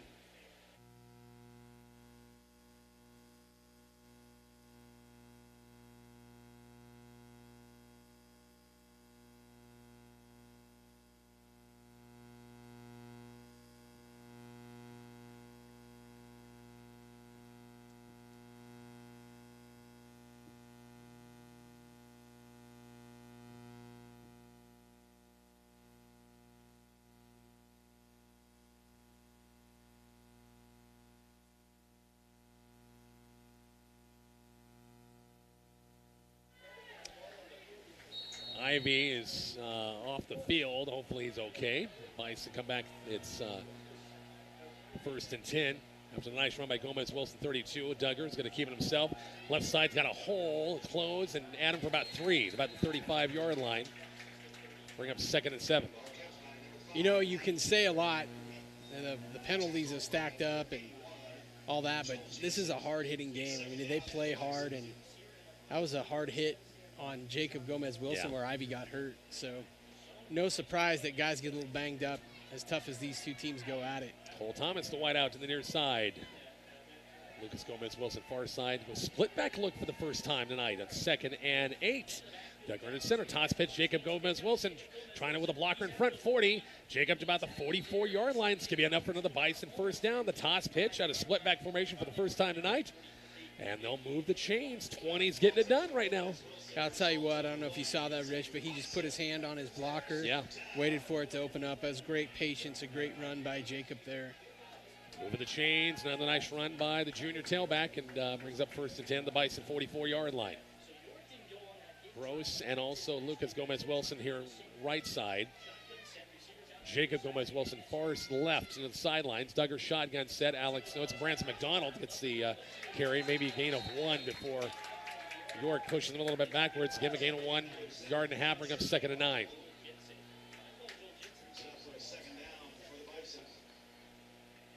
You soften them up and soften them up. You just think there's got to be one of those that's going to pop, don't you? Yep. Get that run. Get that play action going. That's kind of how it worked against us in the first half. It's kind of 2 yards here, 3 yards there, and then they broke the long one. 3 wide look. Ball on the far side hash on 2nd and 8. It's trailing 7-0. Duggar will throw. Pass going to be incomplete. Short hop. Lucas Gomez Wilson. Ball kind of dove down in a hurry and had no chance to get off the shoelaces that time. Bring up 3rd and 8. Yeah, we've run that play. That's the 3rd time tonight. And ball's been low. The first 2 times Lucas was able to catch it. That time with just a little short hop. So couldn't do it that time. I don't mind it low because it keeps it, you know, if he throws it high, then you're at risk of interception. So low's not a bad thing, but got to be able to catch it. Go 3 wide look again. The big 3rd and 8. Keep the Bison drive going here. 6:24 left, 3rd quarter. 7-0 York lead. From the midline, it's going to be Duggar. He's going to be sacked. Now let's see the flag on the play. Maybe York jumped the gun a little bit wide there in the backfield so much as they were offsides. No, it's against us. Probably just false start on us that they didn't blow. They didn't blow dead again. Yep. Yeah, the official is running, and he looked behind to see if the York officials what we're going to do. Now they waved the flag off. Yeah.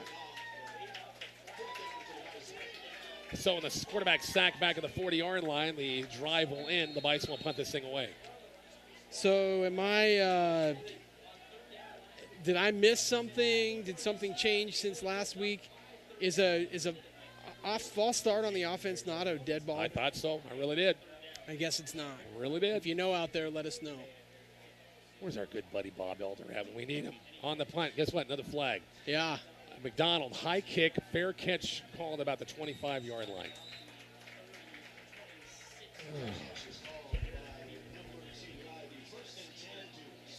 So the flags against McCook. They were looking at the York coaches again. I'm pretty sure that there was some first name conversation going on between Coach Snodgrass and that referee. I don't know. He's the one that the flag keeps falling out of his pocket. So they kick it again because the ball's at the 27. So what is this? Well, it's going to be York football, 27-yard line. So we're not sure what happened there either. I'm confused. Dukes have it, and we'll have Jensen, the wideout, to the left. Receivers both sides for the Dukes. 85, Feeney split out wide. Receivers going to be running both their backs inside Jensen with the carry. The Bison have done a really good job against Marley Jensen tonight. Picked up maybe one, and that was about it. Nice fill that time by the Bison defense. Guess what? We're going to call Tegan Rice again. Yeah, Leighton Carpenter just coming in from the sideline and giving somebody a blow here. So, yeah, Tegan Rice having a really nice game, Rich. Yeah. It's a gain of 2 on the play. Bring up 2nd and 8. Clock running, 5:19 left, third quarter here from Wyland Field. 7-0 York team lead, the only score, second quarter on the Garrett Snodgrass, or not, Dalton Snodgrass, 54-yard touchdown run. Giving older brother props again. 4 wide look, trips far side, play action Severs out in the flat. Snodgrass has it, 35, and still on his feet about the 40-yard. Oh, we got a late flag. Really? You're going to call a late hit for knocking him, trying to tackle him. I know we're on the other side of the field, but he's tough enough to get down anyway. Yeah. Yeah. What are you going to do? That's like 10 penalties. So on top of the completion, they'll mark off the yardage and be in McCook territory with this one at the 46-yard line. Yeah.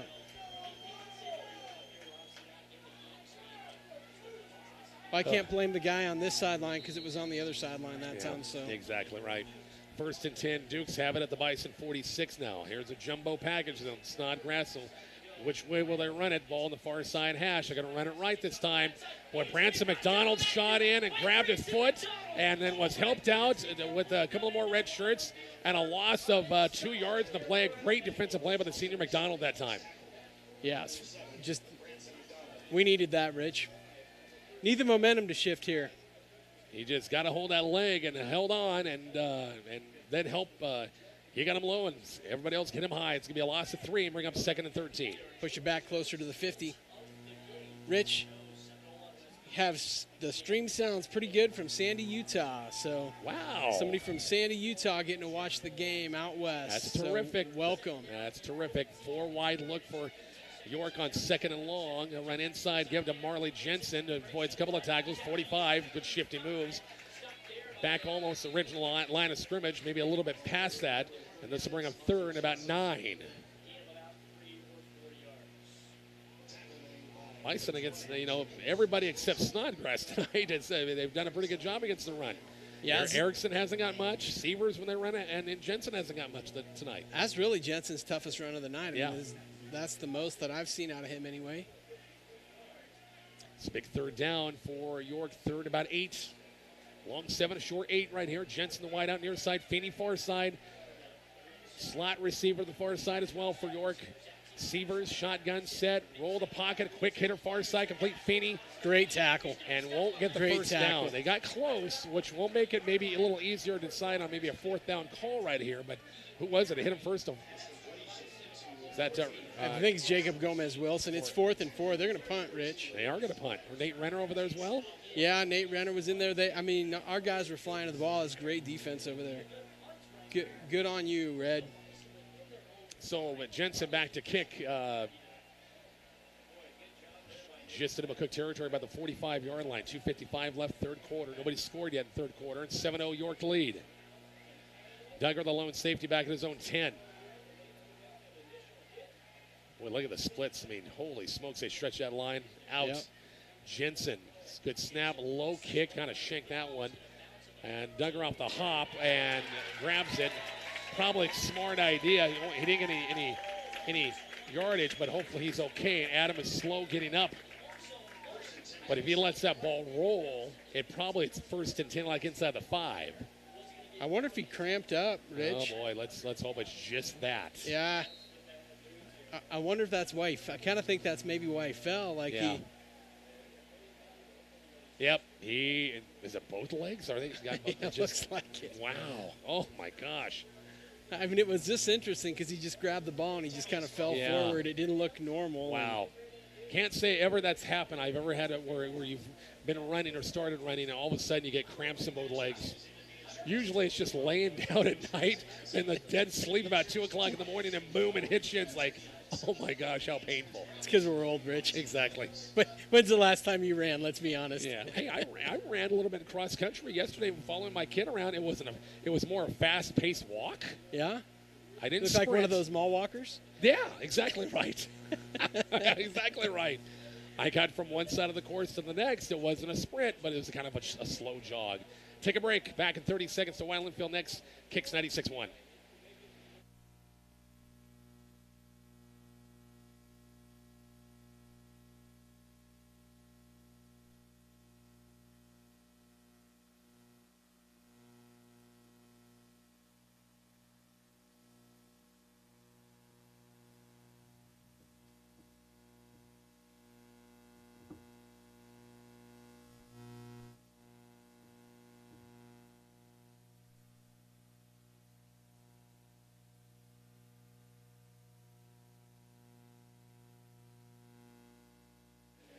Rich and Kyle back here. They got Adam Duggar up on his feet, and boy, those must have been some hellacious cramps, that's for sure.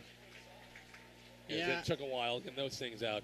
Yeah, he doesn't look like he's ready to run the offense right now, Rich. Do you think? Yeah, no. It's See Canyon Hosick? Yep, going to be pretty sore, that's for sure. So, young sophomore is going to take some snaps right here. First and 10 Bison at their own 10-yard line.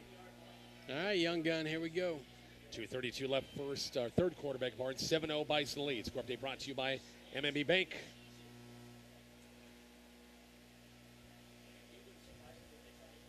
See what kind of a play call Coach Petrosky. I think it's got to be a healthy dose of Jacob Gomez-Wilson right here, and see what happens at 20 out there. First and 10 at their own 10. Ball on the near side hash. I-Pro set. It's going to be Gomez-Wilson. Isolation. Boy, he's hit after about a gain of 1 or 2.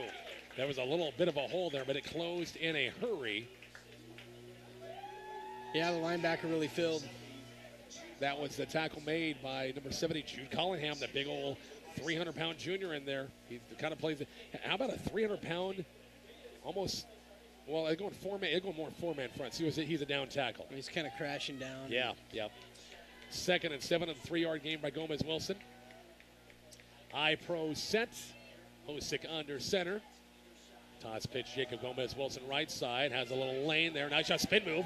25-30. He could go. 35-40. 45 midfield. They're not going to catch him. No flags in the play. Please, no flags.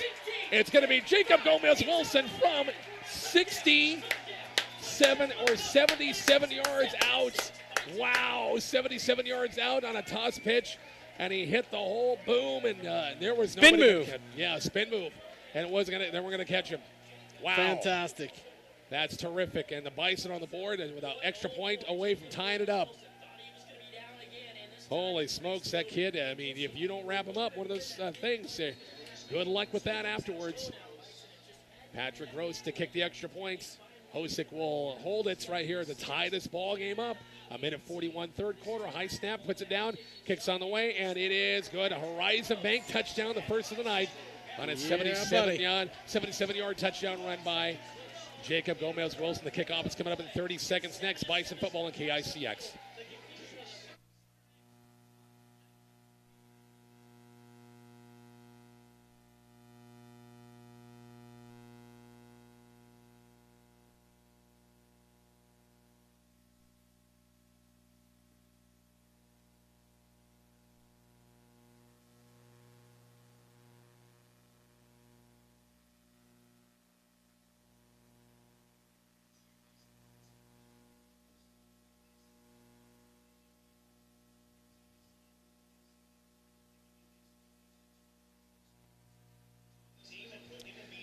Rich and Kyle back here at Weiland Field. Was that a 70? Was that 77? 87, 77, 87. It was 87. I'm sorry. It's shortened by 10 yards. Sorry about that. It was an 87-yard touchdown run. It's a good run. Oh, no question about it. Patrick Gross on for the extra point, and the Bison have tied it up here in quarter number 3. Again, Adam Duggar going off the field with cramps in the legs, and Kenya Hosa comes in, kind of kept it a little vanilla, but a couple of... I like vanilla. Yeah, vanilla, I do too, as Patrick will kick it off. High kick, and at the goal line, and they'll return it. Near side, oh, a whole 15, 20, 25, 30, 35, 40. Still on his feet, 45, midfield, wow. Carter Stinger gets York back at it with a great kickoff return.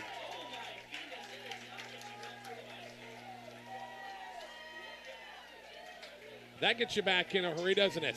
Sure does. Bison and they're going. The Bison better get up on the line because York is running. A little hurry-up offense. Keep McCook off balanced a little bit.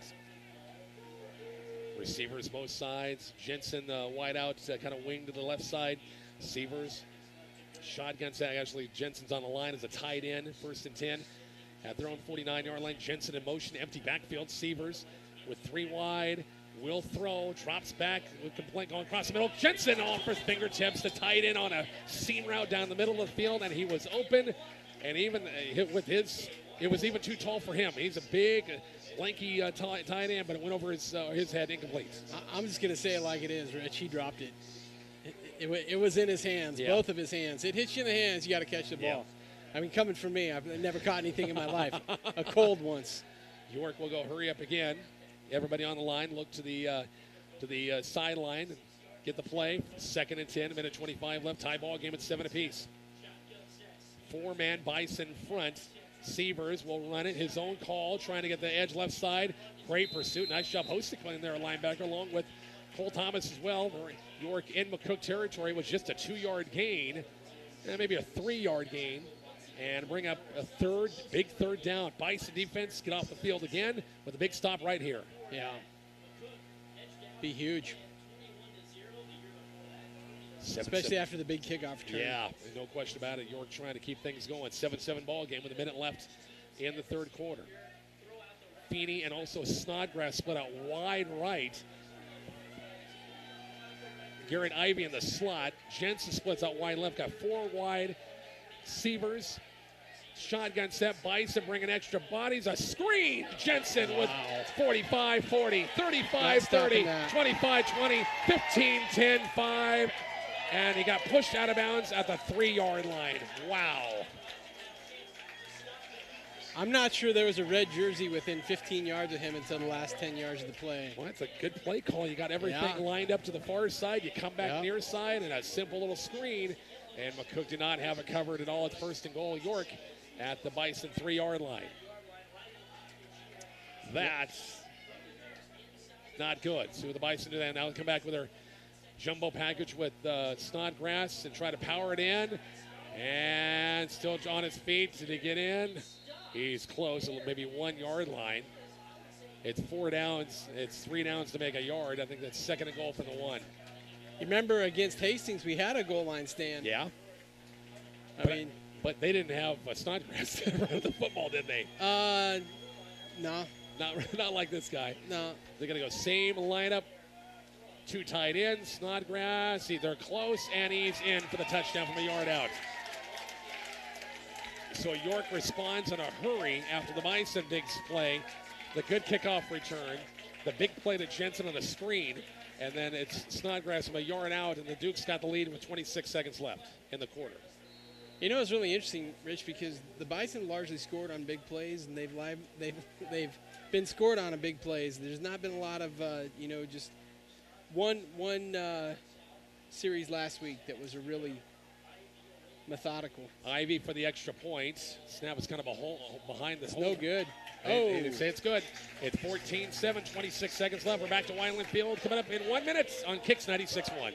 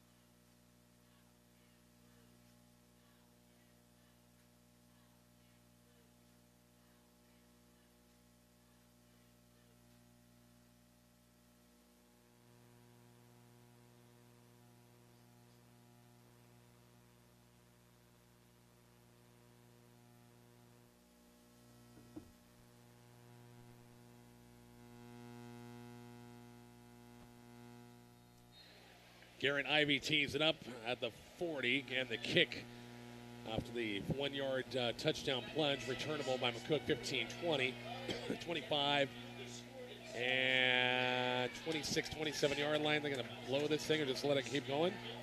Because they're not down, he's still on his feet. Now they'll blow it dead. Forward progress apparently that time wasn't quite there. Mitchell Cole on the kickoff return. The Bison will have it 1st and 10. Probably one play, and that'll be the end of the third quarter. 14 seconds left in the third quarter. Bison come out, and Adam Duggar's back out there. Apparently cramps, the cramping in the legs okay.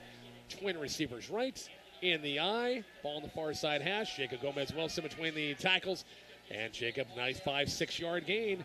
Bring up 2nd and 4. That's the end of the quarter at 14-7 Dukes. Back to Weiland Field coming up in 1 minute. It's Bison football on KICX 96.1.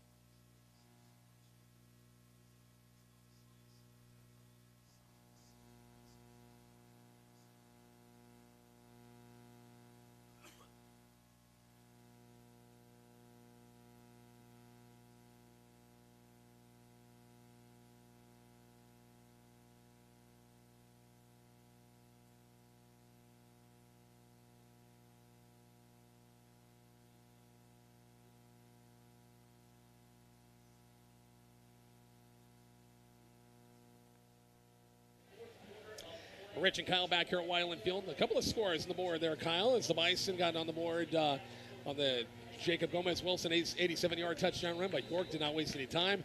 Big kickoff return, big play to Marley Jensen, and a Snodgrass 1-yard run. The Bison got to play catch up again. Yeah, that screenplay was a great play call and caught us off guard, Rich. Duggar back shot against 2nd and about 3 as we begin quarter number 4 here from Weiland Field. 3 wide look again. Run the midline. It's going to be Anthony. Oh, Duggar's going to keep it. Pass far side to Lucas Gomez-Wilson. Gets it on one tackle, gets it another. And fumble it out of bounds. He must have. Where are they going to mark this at? I have no idea. It's I guess you can't advance a fumble out of bounds. Is that so right where he was stopped? It's right at the marker. I mean, it is right at 3rd and inches. I don't know how you don't give them a first. Now they're going to get the first down. It's like I'm looking at it, even with my bad eyes, and it's like, how are you not giving him a first down? I don't think that's a question that you asked tonight, Rich. That's not even in the top 5 things I want to know tonight. No, not a bit. So I'm pretty confident Mitchell Cole's not returning kicks. I can't figure out who it is. It's 25. Oh, I'm looking at 26. My bad. I'm yeah, sorry. But I don't see a 25 on our roster, so I don't know who that is. Yeah, the number changed on this one. Sorry about that. I was looking at 26. It was 25, actually. A little reverse action. Jacob Gomez-Wilson trying a little wrap around and didn't go anywhere. Back to line of scrimmage, no gain. Jacob in motion, wrapping around the quarterback in the toss pitch, and they've ran it twice, and York's been there both times, and no gain. The bigger question that I have, Rich, more than who is I really want to know who number 25 is, but I also want to know why we haven't seen 13 and 20 in kickoff return tonight. Not sure what that's about. It's a 2nd and 10 from McCook. As Duggar on under center, one setback. Another 8th set with 2 tight ends, 2 wideouts. Jacob Gomez-Wilson on the toss, fakes the toss, going downfield, looking for Nichols, a tight end, and just couldn't quite. Matt couldn't control it that time on a seam route. And boy, Matt's, nice job by him. He's been playing with some sickness this week, but on a seam, and it was almost there. I'll tell you what, man. You about can't throw a better ball than that. It was just right at his fingertips, and it was a nice ball. It would have been a tough catch, but it would have been a fantastic catch. Good route, got open. Big third down for the Bison offense. Need to stay on the field. We're just in the way here. Quarter number 4 here from Wyland Field. Dukes have a 14-7 lead. Trips right from McCook. Duggar shotgun sets. Fake the give inside. Wants to throw. Still wants to throw. Going to be Gomez Wilson at the marker with a nice catch at the 50-yard line. York coach has said it hit the ground, but the official says no. It's a catch, and it should be a first down. It is a first down right there.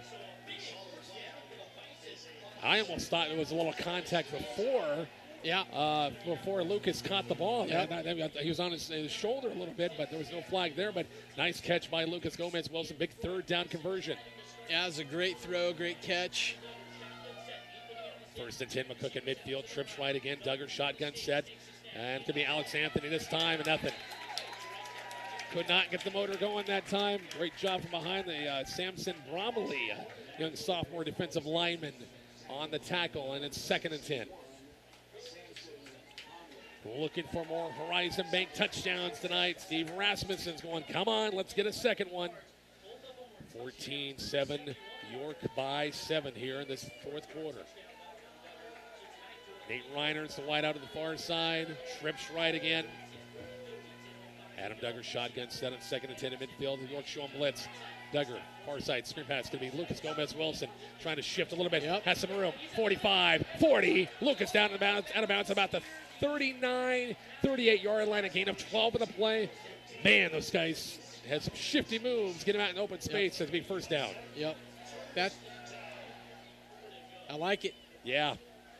Just get him out in the open, get some blockers in front, make people miss, and he certainly does that. I mean, I like it that we keep the run game going, keep them honest, and then go outside with it. Bison have a new set of downs down to the 38 of York. 1st and 10, shotgun set. We're under 10 minutes left in this one. Run a little jet sweep. Jacob Gomez Wilson, some blockers, trying to get him out in front. Gets out of one tackle. Gets out of almost another, but he dives away across the 35 and 34. He made something kind of out of nothing. It could have been a loss or no gain. He gets about the 34, 33. Got 5 yards out of that one and brings up 2nd and 5. Yeah, it's a great little run by Jacob. He earned every bit of that. Yeah. Just get them going, and those guys, Jacob and Lucas, those guys are just so tough to bring down. I was pretty sure Alex Messenger wears 25. It might, yeah. And he does. He's on the program as 21, but he's been returning those kicks. That's so. good. Another junior out there. Bison eye pro set. Near side hash, 2nd and 5. Anthony and Gomez Wilson behind Duggar. Play action. Looking to throw. Out in the flat. Anthony has it. And right at the marker, hits. And they're going to spot this. I think it's a first down. Or no, is it? No. It's a short. Okay. Yeah, it is short. I didn't like, should be careful. It's a gain of just a couple of plays on that second down. Going to bring up a 3rd and 3. So really a gain of 2 that time. I was going to say I didn't like the spot, but we're getting really gripey up here. I don't want to be that guy. If somebody texting you complaining, you guys just need to shut up and call the game. No. Back in the I-Pro set. Big 3rd down for the Bison. It might be 4-down territory right here. Toss pitch. Gomez Wilson won't need it. First down. 25. Trying to shift his way to the 20. Inside the 20 by the 19-yard line. Yep. A 12-yard gain. Jacob Gomez Wilson. They'll move the chains on a big 3rd down run by the junior tailback, and it's 1st and 10. Wow. That toss pitch has been sweet to watch tonight. Yeah. Those guys are fun, aren't they? We got to give the offensive line some big kudos as well. Those guys are opening some holes, just enough for those guys. Some shifty moves. York's big, massive on the defensive front. This is the sustained drive I was talking about, Rich. 1st and 10 to the 19 of York. 8-minute mark. Well, we not time for a penalty right here. Timeout. Somebody, please. Yeah, please. York. Equipment timeout. Must have been. Both teams have not used a timeout here in the second half. Both teams they're allowed at 3. I don't think they're charging them a timeout. They're just a little free substitution. So he went out and came back in? Yeah. And they stopped the clock for him. Wow. I-Pro set once again. Duggar under center on 1st and 10. Play action, rolls it out, and he got rid of it just in time. Yeah. He short hopped the receiver on the far side. That was Nichols, but good thing he did because Joel Jensen was in the backfield. Yep. Yeah, that was a great heads-up play by Duggar. I don't even think he thought he could make the completion, but he knew he had to get rid of the ball, and that was just a great play. Cole Thomas brings in the play from head coach Joe Petrosky on this big 2nd and 10 from McCook at the York 19. Bison trailing by touchdown, 14-7, 7:41 left fourth quarter. Bison with 3 wide, trips, actually twins right, Gomez Wilson, Jacob on the left side by himself. Now in motion, Duggar. Fake the jet sweep, going to try to run it between the tackles. And still on his feet, he picked up about the 16-yard line, picked up 3 on the play. And there's a big 3rd down right here. So thinking the defense would go with Gomez Wilson on the jet sweep attempt, and they stayed at home that time and didn't really want fooled that much. 3 yards, though. Got 3, better than nothing. I like 3 yards better if they got 3 on 1st down. But, 3rd and 7. So right here, if you fail on 3rd down, do you try the field goal? You still got 7 minutes left. No. Go for it. They need a win in the red zone. Yeah. 16-yard line. 3 wide again. Duggar shotgun set. Anthony to the right of him on a big 3rd and 7. York is in the neutral zone. It almost looked like one of their backers pushed was trying to move one of their down linemen and push him right in across the line of scrimmage. And the scoreboard just went off. Somebody kicked the cord on the far side. Now it's back on. So 5-yard penalty now goes from 3rd and 7 to 3rd and 2. And Snodgrass doesn't like the call, but I'm not sure what he doesn't like. Yeah. I mean, just from our vantage over here, it looked like just one of those guys are trying to, where those backers or whoever trying to change a little bit with their guys up front. I think it just nudged him a little bit too hard, and he dove ahead. A little jumbo package here, maybe?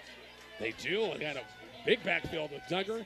Oh, this York backfield. Yeah, exactly right. 2 tight ends on 3rd and short. Duggar will run it himself. Straight ahead. It's got the 1st down. And more. Moving the pile. Taking a page of the York playbook. We're going to talk to Coach Petrosky about that call and postgame. As that was the same alignment what York does. 2 tight ends, 3 backs along with the quarterback. And go again. Moving the pile. It's 1st and 10 from the 11. They can't get a touchdown without scoring. 2 tight ends. York, different play. Get a snap off. You get too many guys in the field. Did he get off in time? They didn't. It's going to be Duggar going to the end zone and touchdown. Adam Duggar from 3 yards out. It would have been a penalty against the Dukes for too many guys in the field. They ran the play. They got it off and Adam in from 3 yards out. Yeah, how about that? They'll wave the flag off. And the Bison are a point away. Whoever's running the scoreboard, you got the score on the wrong side. And it's 14-13. Patrick Gross for a big extra point right here. 6:22 left in the 4th. Snaps good, holds good, kicks on the way, and it is good.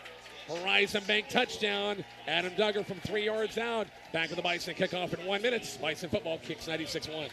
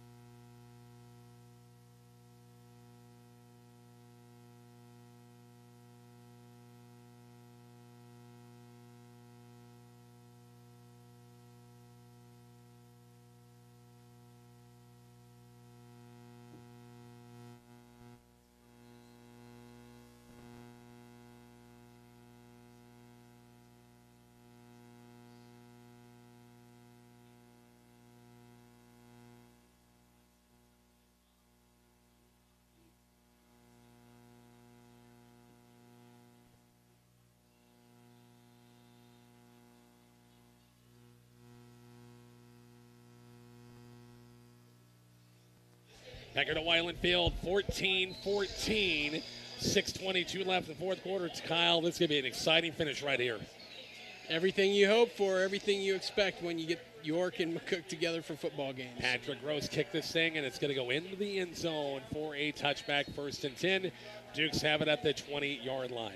Now what does Coach Snodgrass have up his sleeve as far as play calling right here for his offense? I don't know.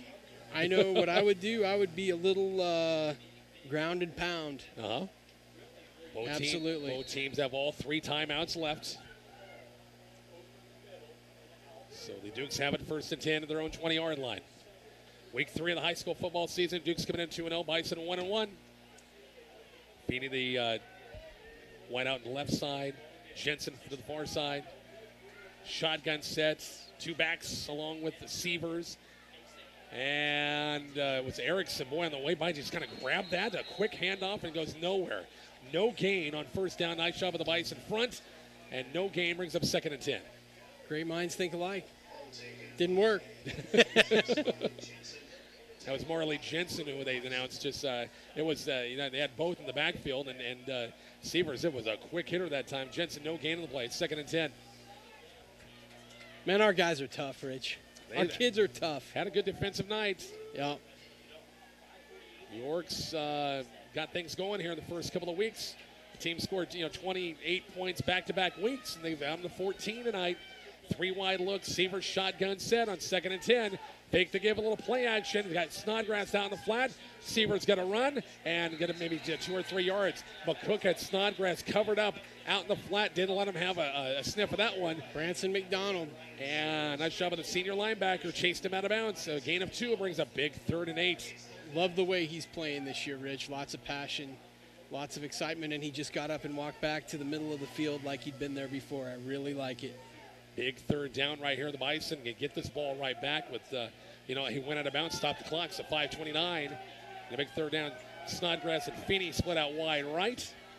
They got 4 wide, twins left. Seavers, shotgun set on the big 3rd and 8. What will they do?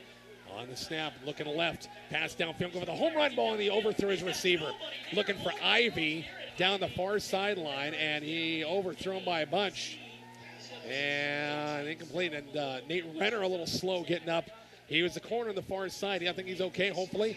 And it's a big defensive stand for the Bison. They'll get the ball back with still over 5 minutes left in this one, Kyle. Going to get the answer to my question, Rich. And that is? Oh, there you go. We've been looking for Lucas Gomez-Wilson back on kickoff return or punt return, either one, and he's back there this time. Jensen back at the punt at his own 5-yard line. Would love a shank right here. And I get my wish as a shank. Jacob Gomez-Wilson almost came up and won it on a hop, but it's okay because it doesn't make it to the 50. It's 1st and 10 McCook at the York 47-yard line. You feel it all bad for jinxing a high school kid? That looked like a Mitch Lister shank in a bunker someplace at the British Open. He would hit it like that. You know what? I took some lessons from Mitch Lister out at the.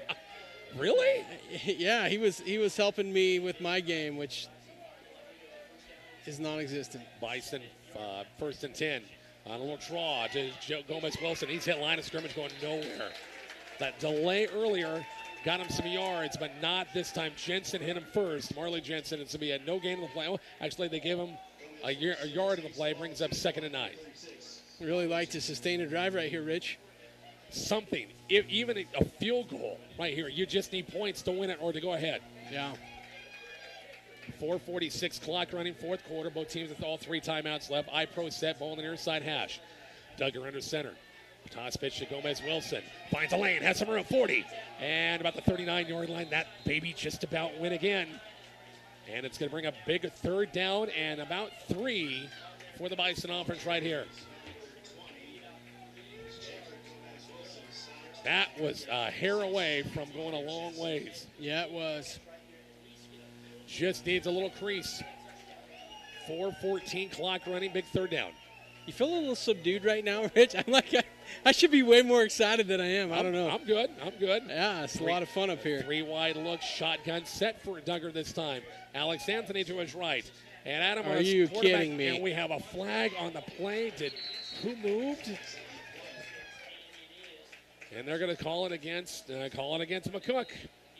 They're going to decline the penalty and make it 4th down. I have no idea what happened there. I don't like the call, and I don't like the play call.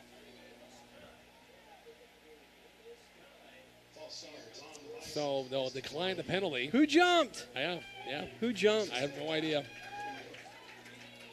It's a loss in the play and marked back about the 42-yard line. Did they take the penalty? Well, the loss in the play. They took the loss in the play and took the down. Okay, so well, now it's 4th down. Now it's 4th down. They declined the penalty. The loss put it back here. Got it. The 42-yard line. It looked like that the loss was way big. Oh, wow. High snap. McDonald comes out with it, and not a bad kick. It's going to go into the end zone. Gosh, darn it. Now, boy, it just kind of fluttered there about the 5-yard line, and it'll be 1st and 10. York awfully close to pinning them deep. So York now, after stopping McCook, 3:24 left, and they have all 3 timeouts left. Do you smell overtime in this one? You're hoping now if you're McCook, because the clock's running 3:20. Not clock running, yeah, but it'll be running here shortly. 3:24 left. 3:24 left. Both teams all timeouts left. 1st and 10 Dukes in a 14-14 ball game.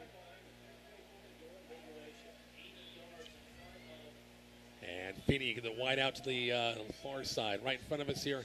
The one wide, got 2 tight ends. Not the jumbo package, just 1 wide out, 2 tight ends. Sievert's quarterback, and Sievert's looking to throw. Down pass going to be across the middle, and incomplete. Looking for Jensen on a crossing route, the tight end. And Nate Renner was right behind him with good pressure by the senior corner. Incomplete pass brings up 2nd and 10. It's good coverage, Rich. So York now is, now you're thinking of downs and time situation. McCook, if they stop him here, you would think York's going to try just run this to get you got to milk some clock a little bit. I don't know. You would think. I don't know. 3 wide looks. Seaver shotgun set on 2nd and 10 from their own 20. We'll run it. Simon Jensen goes left. Nothing. And not a lot. Maybe a yard or 2. Bring up a big 3rd down. I thought the ball was out too. 3rd about 7, 3rd about 6 to go for the 1st down.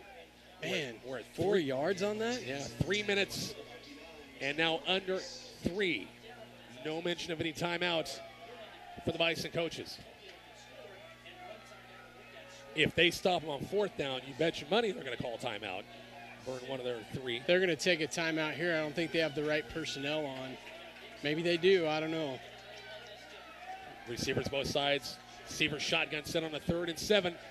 Looking at crossing route. Feeney has a great pursuit by that Bison corner here on the near side. And it's going to be Cole Thomas on a good stop, but his forward progress is going to be short of the 1st down. Kyle by a yard. Yeah, you can't go for it here. You can't go for it here because it's a field goal. Yeah. If we stop them, you're giving them a field goal. It's 4th and 1 at the. No, it's more like a 4th and 2. McCook will burn one of their 3 timeouts. What will York do? We're back in 30 seconds to Weiland Field next on KICX 96.1.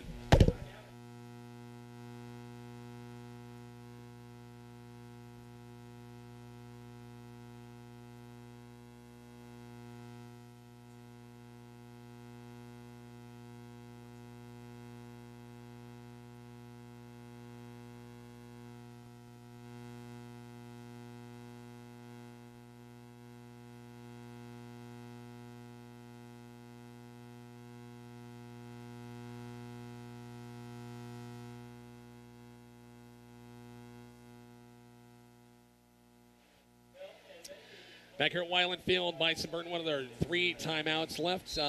It's 4th and about 2. 4th and a long 2 here. At their own 28? Yeah, their own 28-yard line. Do they come out with their jumbo sets? That's what they're going to do. If they fail right here, they give McCook the short field. No, now they're punting. Sorry.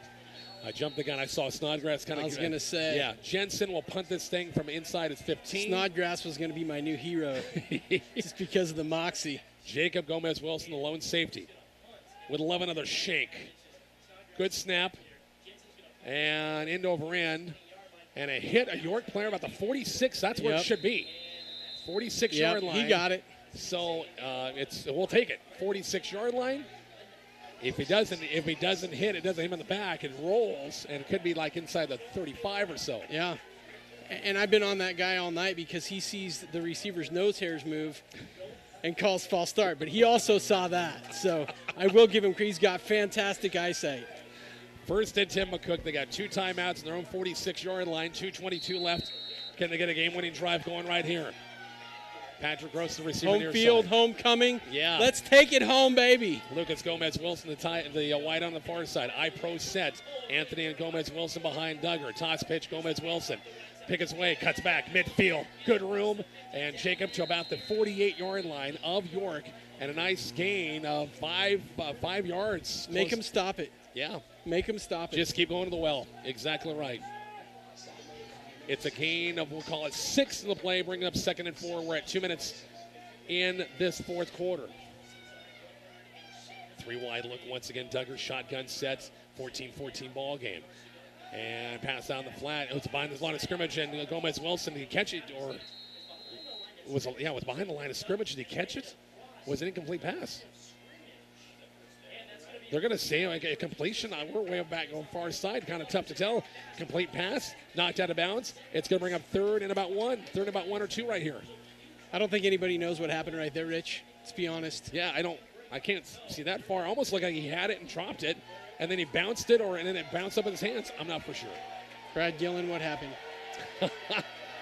Big 3rd and 2 from McCook right here at the York 46. And we got another flag again. Same guy. Did you see anybody No. move? Jeez. Same guy. He's got more yardage and penalties than any of the running backs have in rushing yards. Yeah. It's the side official every single time. Yeah. So the 5-yard penalty marches back into McCook territory. Their 48-yard line with 1:44 left. It's not what we needed, Rich. No. I mean, I know I'm stating the obvious, but I didn't see it again. I don't know what he sees. Bison hurry up a little bit as the play clock's down to 12. Got some time here. Duggar shotgun set, 3 wide look. Trying to convert this 3rd down. And they show blitz. Adam looking across the middle. Incomplete. Oh, great pickup that time. It was a great look, but even better play. Carter Stinger got in front of the Bison receiver, Lucas Gomez-Wilson. That was awfully close to being a reception right there. Yeah, it's good pass. Just fantastic defense, Rich. So that penalty again hurts McCook. They'll punt it away. McDonald back at his own 30 with 1:40 left, and York will get another chance again. Can you jinx this kid and shank it again? They bring the rush, and McDonald on a low snap with a great kick down to the 15-yard line. And guess what? We got another stinking flag on the field. It's on York. Well, that's good. Is it on York? Gosh, it was like a face mask or something like that. We'd take like a 15-yard penalty to keep our drive going. That would be kind of nice.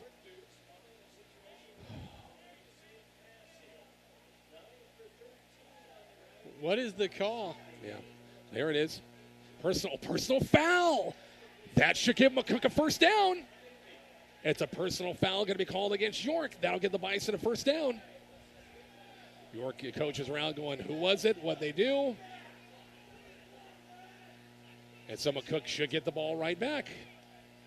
And all of a sudden, the York fans and us have something in common. And boy, Coach Snodgrass screaming at his kids, you can't do that.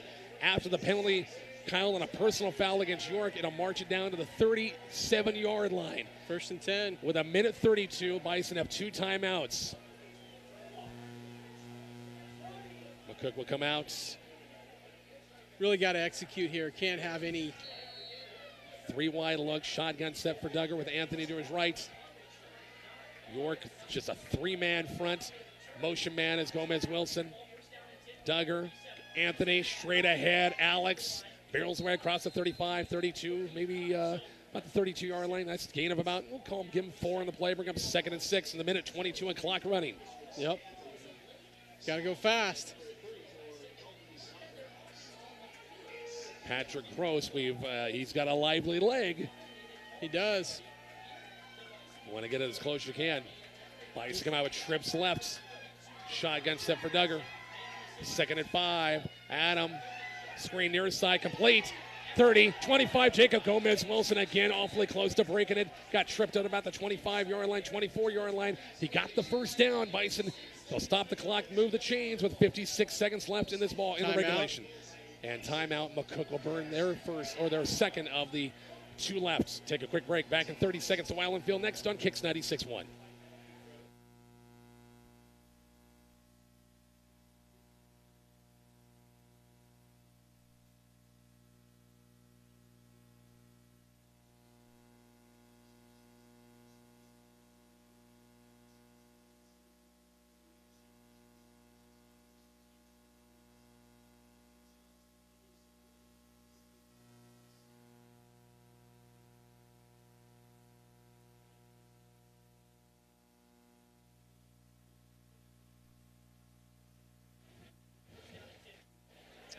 We're back here at Wyland Field. I've been told by our great people who are down the field that they hit the long snapper.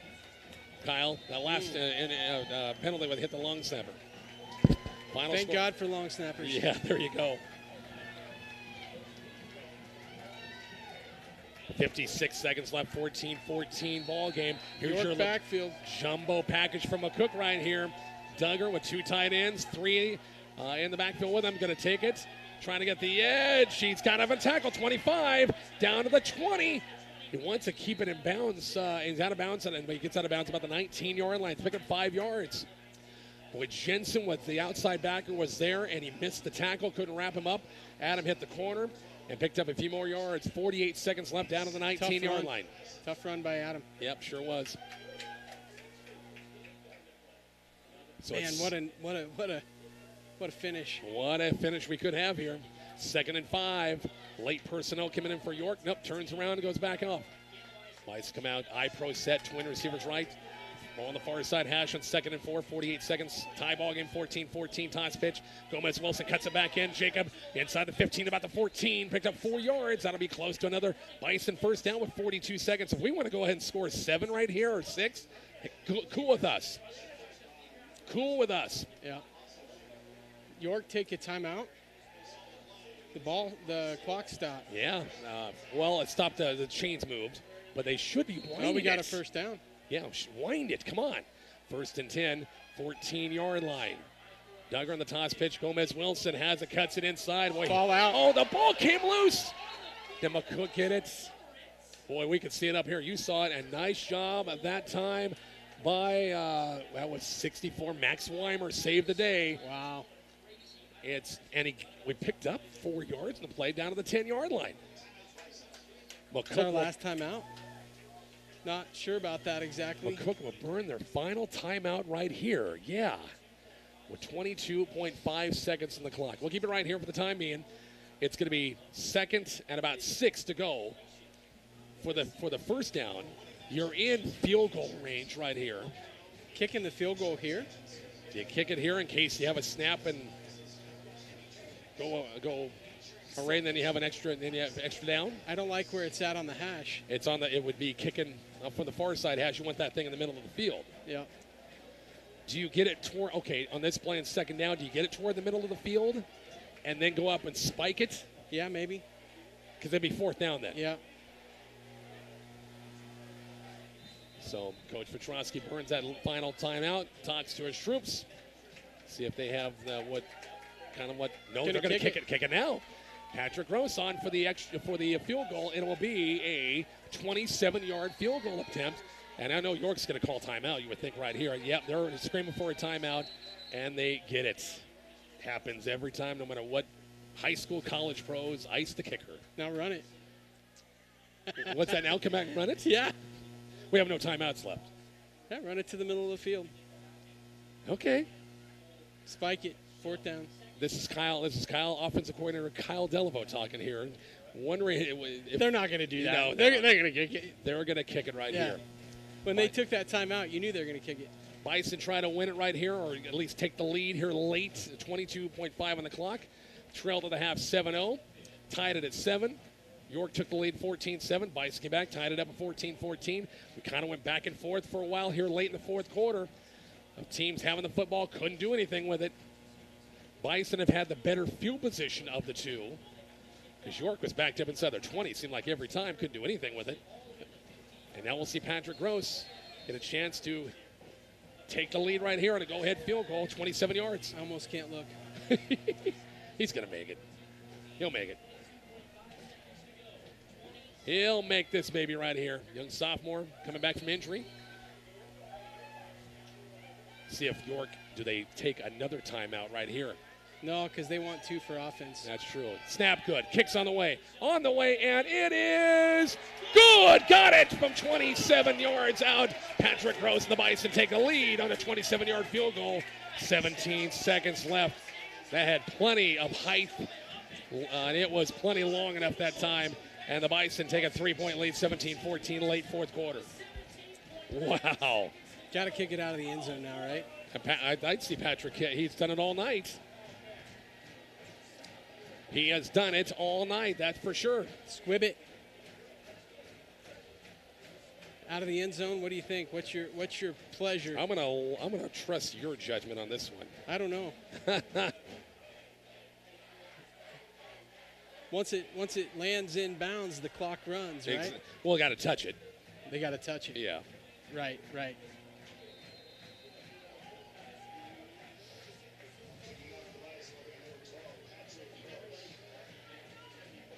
What a homecoming this would be if the Bison can hang on right here and win it and go to 2-1 in the season after really took some lumps last week against Crete. And the York team coming in playing awfully good. Beat Crete in the opener 28-20, 28-27. And then had their way with Alliance last week 27-7. Gross will kick it off. Ivy, and also back deep is Stinger, and Stinger's had a good return earlier, if you recall. Yep. I recall. Bison got to do their job and fill those lanes. Gross, he put a foot in this one. It's going to be returnable at about the 3. And they'll try a little trickery, and Stinger, far side, still has the ball. We got a late flag coming in as well. Got 2 flags coming in. Got a hold on us, or a hold on them, and a horse collar on us. Okay. So offsetting and you just take the ball right there. I don't know. What do you do? 11 seconds left. We'll see. Yeah. Next week could be another good one with the Seward Blue Jays coming to town. Wagner Ford pregame at 6, kickoff time at 7 o'clock. Bison get the third home game, then they'll be on the road for a couple of weeks with Aurora, and then with Lexington. And then you see the Western teams, the Gary, Scottsbluff, and Alliance. So the officials working things out. Yeah. It's been a long time since I've seen this many flags in a high school game. A lot of flags, Rich. Man, there's been a lot of flags tonight. They'll explain it to Coach Petrosky, and somebody will come over and explain it. I take it with Coach Snodgrass. 11. So that's all they call with the horse collar. So what's the flag here? I don't know. So that'll push the ball to the 32-yard line. Because that flag was thrown far before the horse collar was thrown. Exactly. Yeah. This flag right in front of us, right by the York bench, was the first one thrown. Yeah. Well, big defensive plays needed here. Yep, got to wrap up. Bison rush 3, drop 8. 11 seconds left. York has 2 timeouts. 17-14. McCook taking the lead on a Patrick Gross 27-yard field goal. Need somebody to make a big play here, Rich. Sievers, shotgun set, 3 wide look again. In the pockets. Going to try to go across the middle. Going to be almost complete. Feeney had it on his fingertips downfield about the 40-yard line, and then couldn't quite corral it. It'll bring second down and last play of the game right here. Yep. Something trickery here, don't you think? Yep. Hook and ladder. Boy, Feeney that time, if he catches that, that's down about the 40-yard line. They call a quick timeout. They still only got one time. They don't want one shot. One look at the end zone. Yeah, either that or think they got a field goal kicker and kick it 60 yards. Never know, but last chance for York as the Bison drop a lot of red shirts right about the 45 near midfield. Got to get some pressure on the quarterback, too. McDonald's going to come on blitz. Severs. And Bison pressure across the middle going to be picked off. Adam Duggar, 45, and the Bison will win this game. 17-14 as Duggar played center field, a pick, and the Bison go to 2-1 in the season. York, their first loss, will drop to 2-1. And a great game by McCook. Wow, it never gets old beating York. Never, ever gets old beating York. No, never. Not at all. What a fantastic game. Wagner Chevy post game is coming up shortly. Take a 2-minute break. Back with more here from Wyland Field next on KICX 96.1.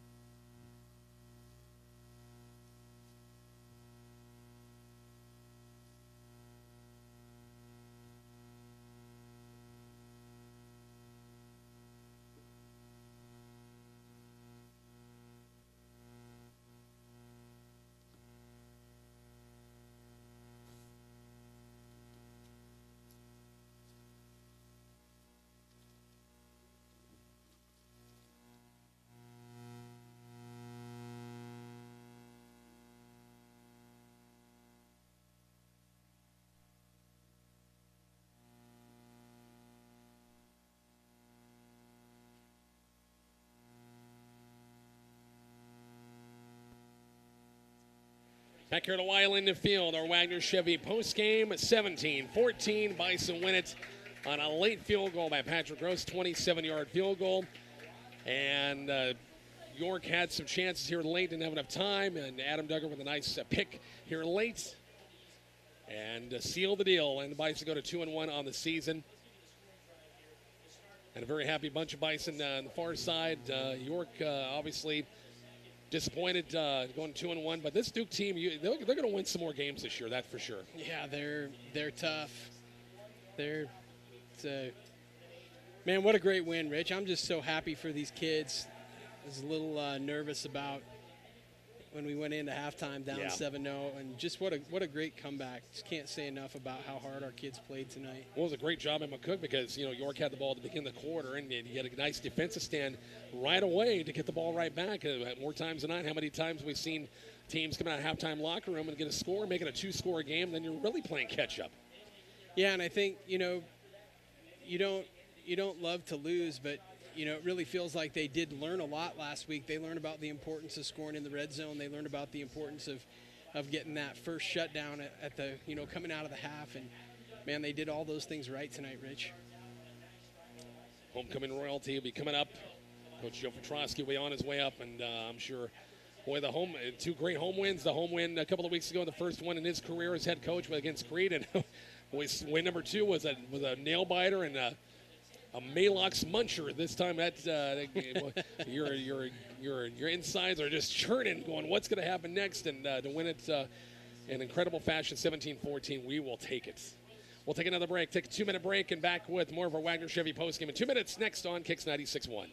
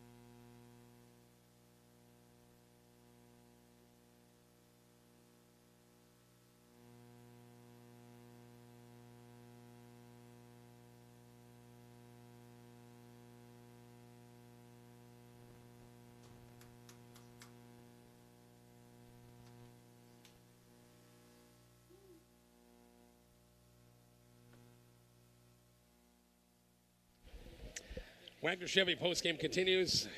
Head coach Joe Petrosky. Wow. You really like to make things interesting in these home games, don't you?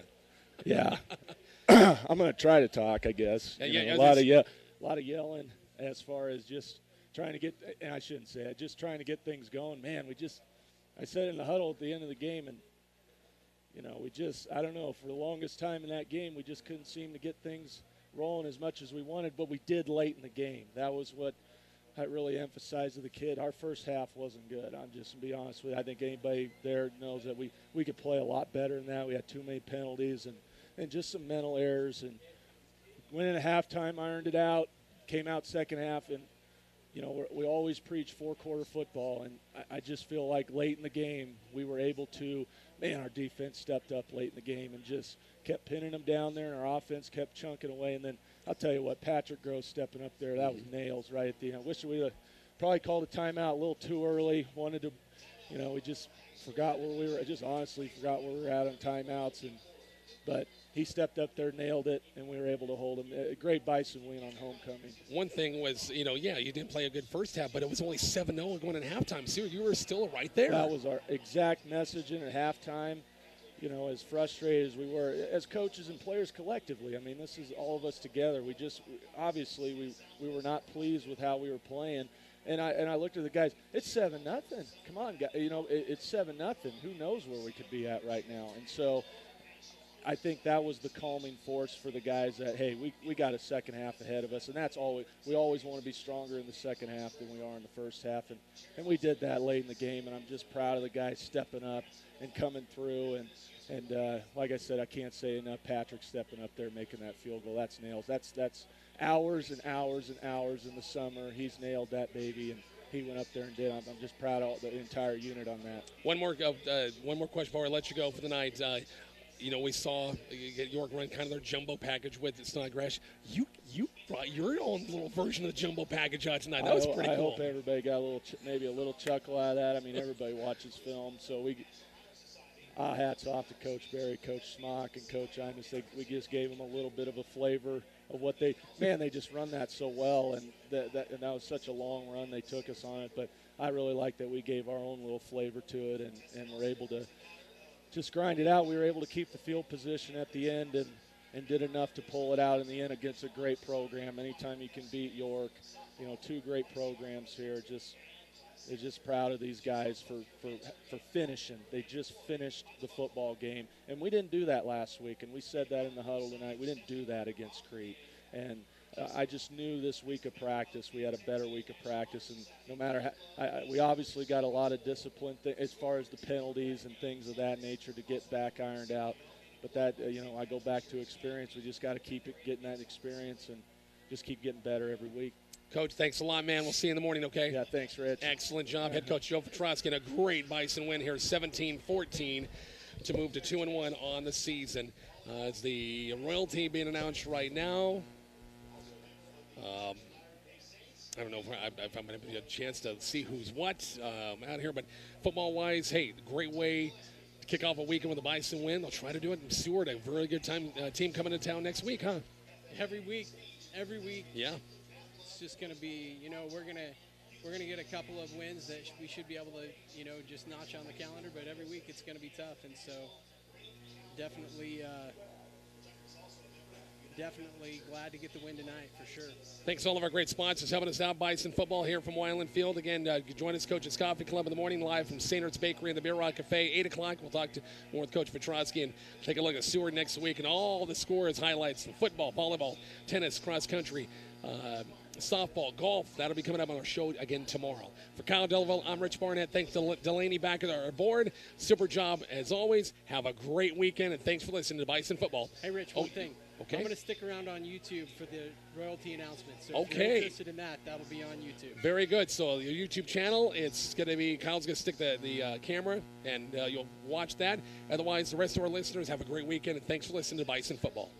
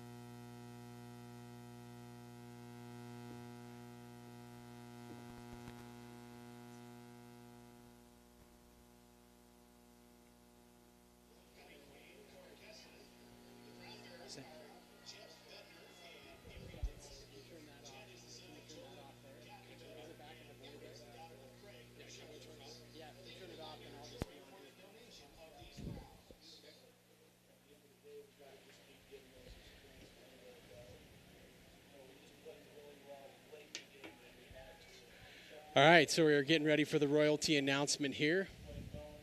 And now the second attendant to the Queen, The second attendant to the Queen Tessa Nelson. is Tessa Nelson.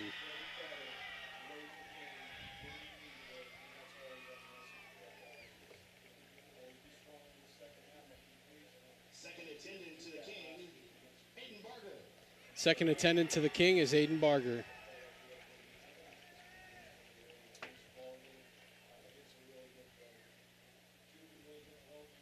First attendant to the Queen, Emma Dutton. First attendant to the Queen is Emma Dutton.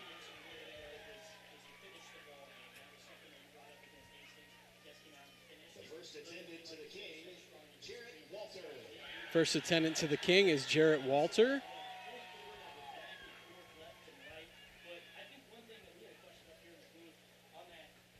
now, your 2021 homecoming Queen, Gabby Rogers. Your 2021 homecoming Queen is Gabby Rogers.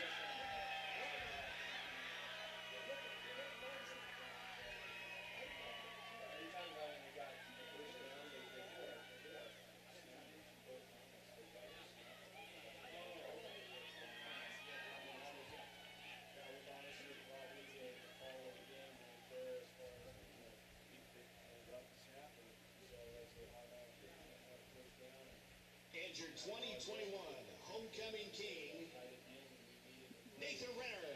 Your 2021 homecoming King is Nathan Renner, as evidenced by the slew of football players running onto the field. Hey, thanks everyone for joining Rich and I tonight. What a great night for Bison football. We'll look forward to seeing you next week on the stream as the Bison host Seward for another great game. Have a great night. Have a great weekend. Go Huskers.